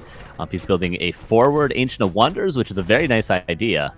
But Grubby running low on Moonwells. It's almost daytime, but there's the finesse I'm talking about. The Moonwell surround on the Keeper that lost to TP earlier. Demon level 3 from the Huntress kill and the Keeper. And there's the play we expected from Grubby. He's so good. He's so good. Ampy, of course, not expecting this. This never, ever, ever happened to you on 1000 MMR ladder games. But Grubby with the big plays and the big brain, maneuvering himself into a solid position. But Grubby and Ampy can finally get something done and spend their resources. This was, of course, hectic for them. And you don't have the multitasking when you're just a beginning player. So they were hoarding like 700 gold, 800 gold. And this can all be converted into army now. And Grubby is still at 20 food. That's nothing. He's got an Ancient Protector up. He's getting a single lore. I'm surprised to see no second hero yet. Solo Demon Hunter is a legitimate thing. If you get a quick level 6, obviously can carry you. But I would expect some sort of second hero because he was under so much pressure. Wakes up the creeps. No healing for you. Even though Ampy could be shadow melding, he won't be able to for too much longer. And there's Immolation on just level 1. Level 2 mana burn, but still going to be able to get tons of kills. He's killing the whole army with his Demon Hunter. Oh no, he's so tanky as well. Hits like a truck, but the creeps might get the kill here actually. Ampy, Entangle, gets him. TP by Grubby immediately. Fighting back bravely after this chaotic engagement. And they can creep the center now. Unfortunately, there's 2 other camps involved, but yeah, they can creep the center. The Entangles have been very nicely used from Ampy so far, forcing the TP, killing the 2 archers in the early game, and the Wisp. He's been the one really forcing Grubby to be a little bit more defensive with that Entangle. And with the center, this is 2 consumables. Could be something like Mana Stone and Ankh. Maybe Heal Wards for the fight. There's a lot of nice options. There's the Naga for Grubby that goes forward. Maybe Fork Lightning first to steal some last hits, potentially? No, Cold Arrow, there we go. Yeah, it's Cold Arrow, exactly. Getting a last hit on the Headhunter, so he's doing damage here, but gotta be careful. No TP whatsoever. Tyler now in trouble, has no mana to use to get for Windwalk or Mirror Image. Burning the Shadowhunter. Grubby is just hunting for these heroes, but the mass strategy of Ampy and Tyler is ramping up, and so they have to tank a lot. Heal Wave during the escape, nicely done. Didn't calculate in the creeps, unfortunately, but the creeps are working against both players. Coming in with the body block, Shadowhunter save. Nice escape by Tyler. It's so chaotic right now. Grubby is controlling the game very, very well. Kites back the Huntresses in the center. The camp did mostly get crept. Both items still up for grabs. Demon Hunter is low enough that he has to respect the Hex and the Entangle. I doubt he's going to be able to get any of these Null Overseers. This should be the blue teams. It should be Ampy and Tyler's. They get the Ankh. They're going to get the second item, and Grubby at least was granted some space. He's teching into bears now. All right, tier 3 on the way then. We still got lots and lots and lots of Huntress on Ampy's side. Tier 3 for him too. He also goes into Lores for a sturdier front line. Tyler on the other side. No tier 3 just yet. He's unfortunately stuck at 40. Going Raiders now, and Snares at the ready. Lots of resources in production. And they should probably check if Grubby has an expo up. They will see that he doesn't, just to make sure though. This army, especially by Ampy, who microed and macroed really well, is damn powerful. Yeah, that's a huge army. With Spirit Link on top as well. Raiders to control, Hex and Entangle to control. Grubby just simply might not have enough, and he's running into the major Night Elf issue, which is if you use all your Moonwells in that initial push, you have no way of healing for quite a while during this long daytime cycle. So Grubby forced into passivity for now. He might need a second AP, if I'm being honest. There's an AP in Tyler's base. So the story of the series continues. Grubby can only win with buildings at Tyler's. But every experienced Warcraft player knows this game is basically over. There's an iron rule to Lost Temple. Whoever wins the middle wins the match. But let's see if Grubby defies the Warcraft laws. We go for the hero focus onto the demon. Nice staff by the Naga, but very hurt. Also the bear. Grubby is struggling big time. Yeah, Grubby might be losing here. Demon Hunter, Hex, Focus Fire. Is there any way to heal? No, there's the Entangle from the greater mana found in the center. Oh! Grubby pauses 3 times, calls the GG, and Tyler gets the victory. Whether or not it's his alone, I don't think so, but he does not get 5-0 today. Teamwork makes the dream work. Class strat by Ampy and Tyler. What a nice ending to this show match. The emotions explode. There we go. Oh, he's so happy.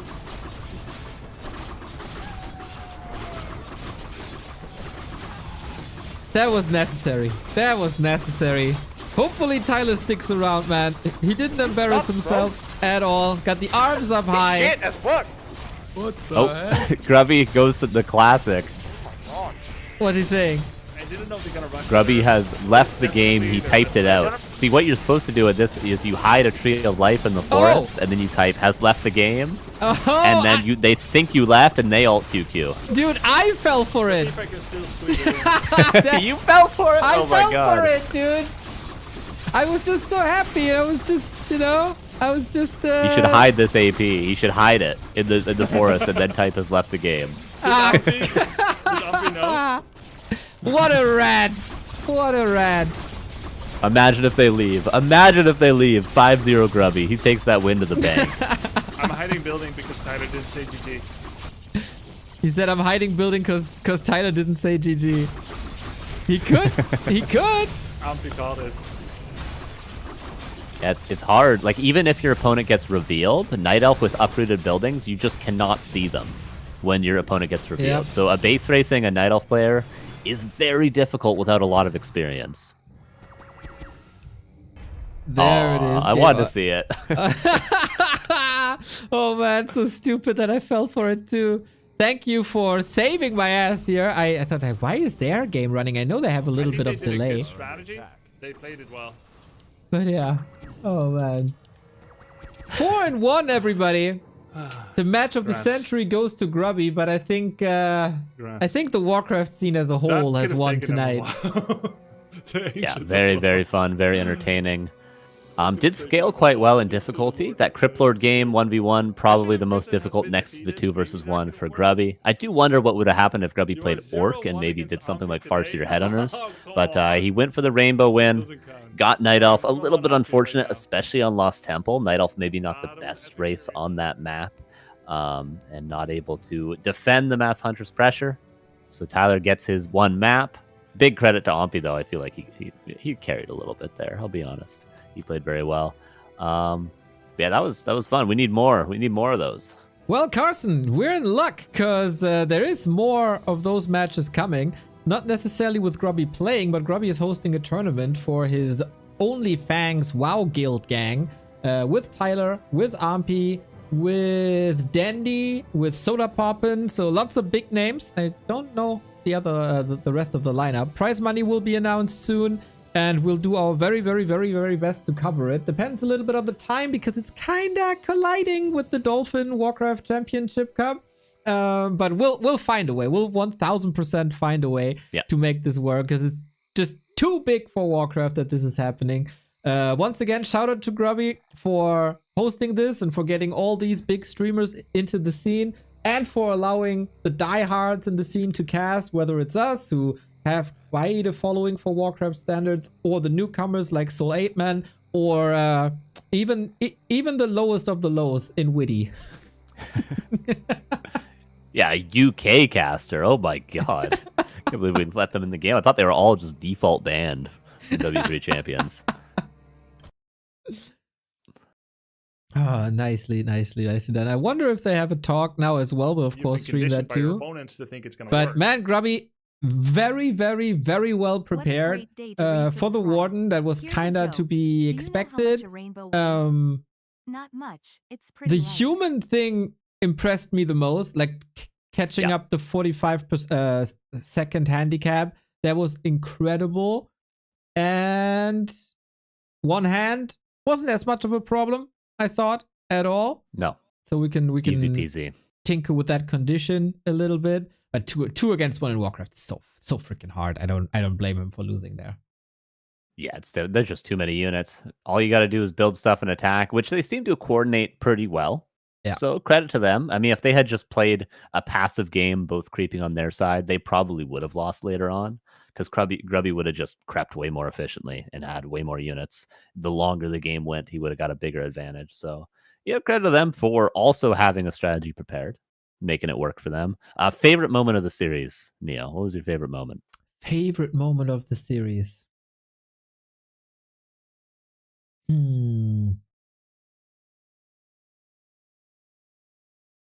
I don't know. I think it's very, very hard to beat 25 Night Elf buildings utterly destroying an orc base. Just the image.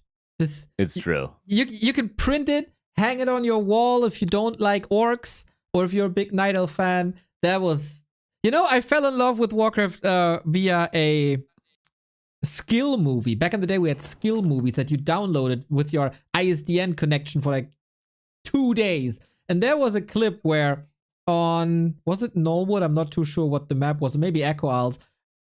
6 to 7 engines of war were rushing across the map. And now we had 25.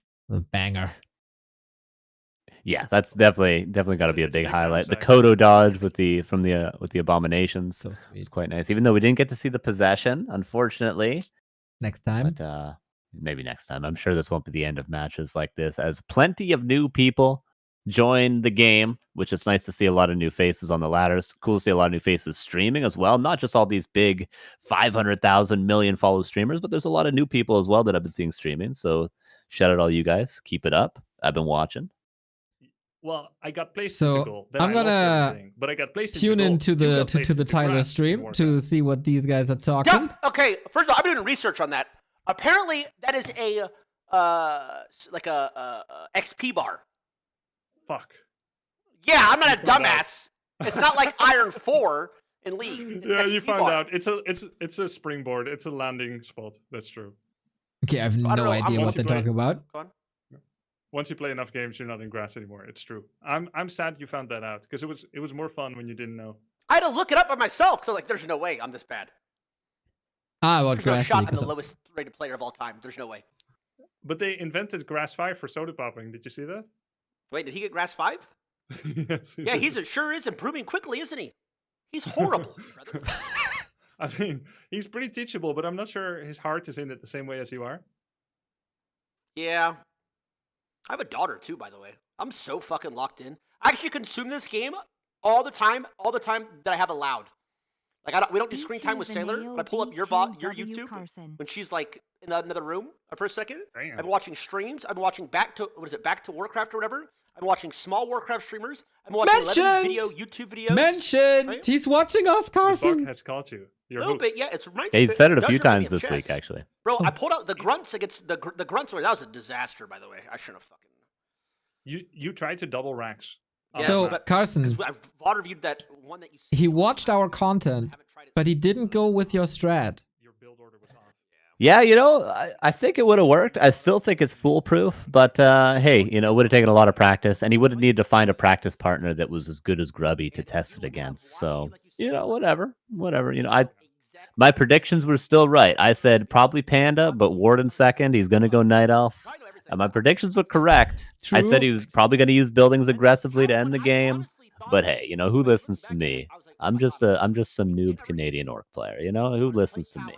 Tyler, since you're watching us day in, day out, if you want this guy to be your coach next time in a possible revenge, just send us a DM, wherever. I'm always here. I have no life. I have no friends. I had I'm like 10 towers defense per base, and at some point playing I this game, I think it's casted this game. Wait, so you walked them all? Oh my God. What more do you want from life? Bases, yeah. True. That's. I mean, I've been having dreams about this game. Saul was talking about on his stream that he's been dreaming about this game. I've been dreaming about this game all week. Yeah. This and Tetris, controlling my whole life. But it's been a fun month for content. It's been a fun couple of months, so it's been well worth it. Is there any content coming up, Carson, from your end?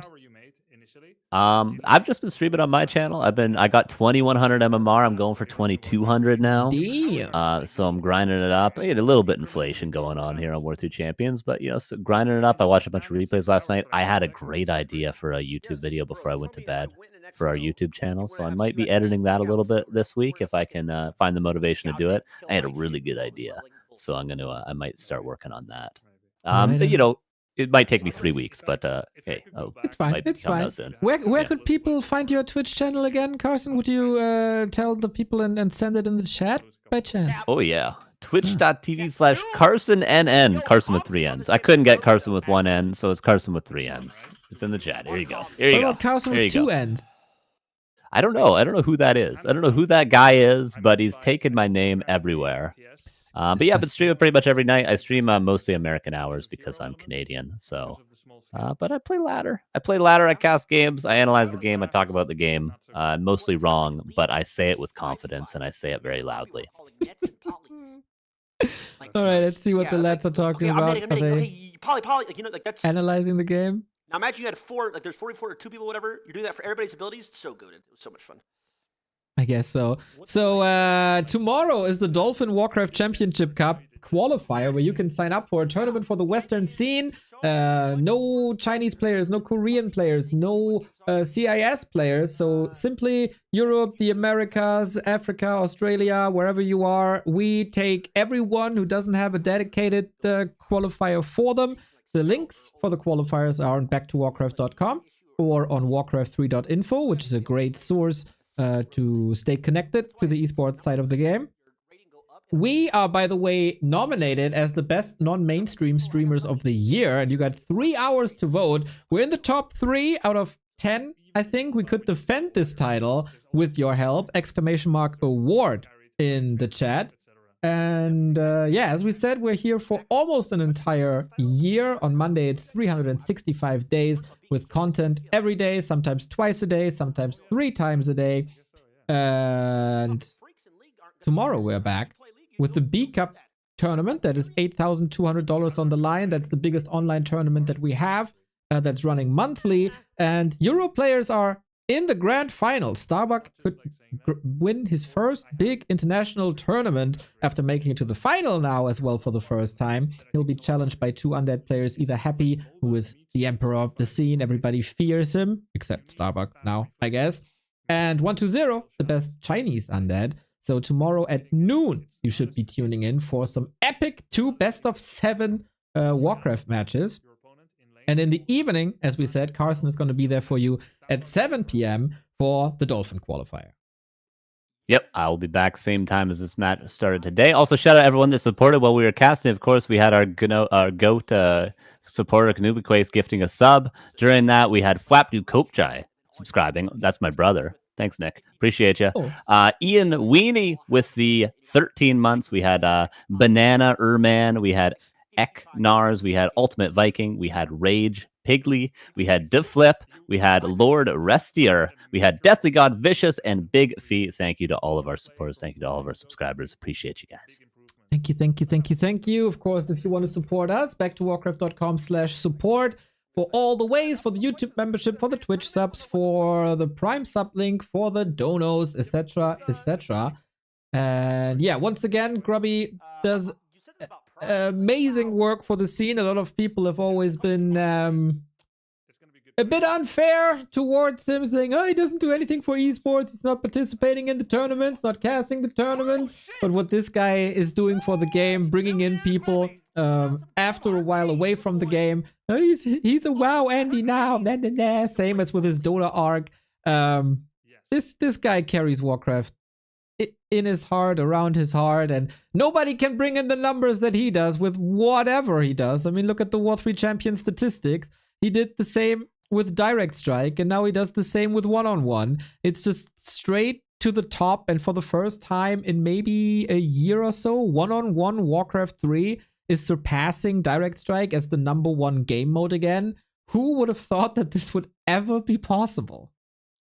Yeah, and to be honest, we were taking a little bit of a dip. We kind of need it. I mean, I feel like hype was dying out a little bit. I mean, a lot of the top Asian players went to a different platform called KK, and, people were starting to play a bit more Direct Strike, less ladder. So honestly, this helped a lot. The injection of new players has been well welcomed in the last month, and hopefully it grows and grows because this game will never die.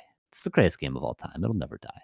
We are the cockroaches, guys. We are. Yep. And now that so many new players are on War 3 Champions, matchmaking, especially in the lower MMR regions, should be super quick as well. So this is actually the best time for everybody to come on to War 3 Champions. Battle.net has only very few servers. The matchmaking is ass. As a new player, you might be lucky in your first 4 matches and get opponents on your level. And afterwards, you might get the top 3 player of the ladder.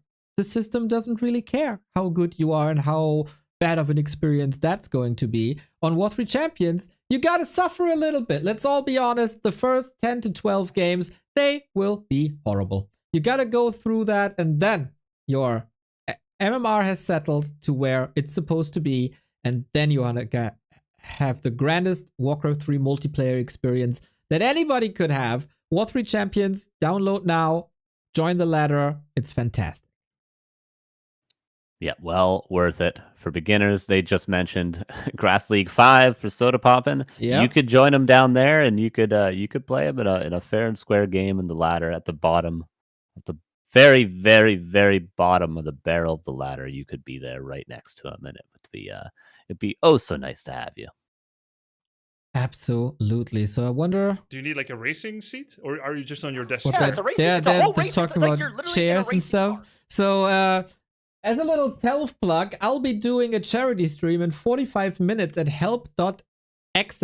I'll be playing Lion King Super Nintendo. It's incredibly freaking hard. If you're gonna tune in, that would. Oh, I had that game as a kid. It's so freaking hard, man. It's awesome. I love that game. That's like my childhood memory, dude. It's oh my so god. hard. Okay, sorry, continue. I love that game. Yeah, I love that game as well. So if you want to watch me suffer through that game, help.exe, we're raising money for, I always struggle with the English term, Kinderkrebshilfe. It's like cancer prevention for children kind of thing. And we're running this for an entire week, and it's going really, really, really well so far. Help.exe in 45 minutes. I'm gonna rate you over to Grubby, because like it's just amazing that he invites us and that we're kind of growing closer together due to these show matches, and he absolutely deserves it. Thanks for tuning in. Thank you for choosing us as your broadcast station for this special event. It was super fun. Carson, thank you for for getting up early, and I wish you best of luck for tomorrow's DWCC qualifier. Thank you very much. Appreciate you. Ooh, I appreciate Chapak Jesus with the 10 gifties. Love, love, love, love, love goes out.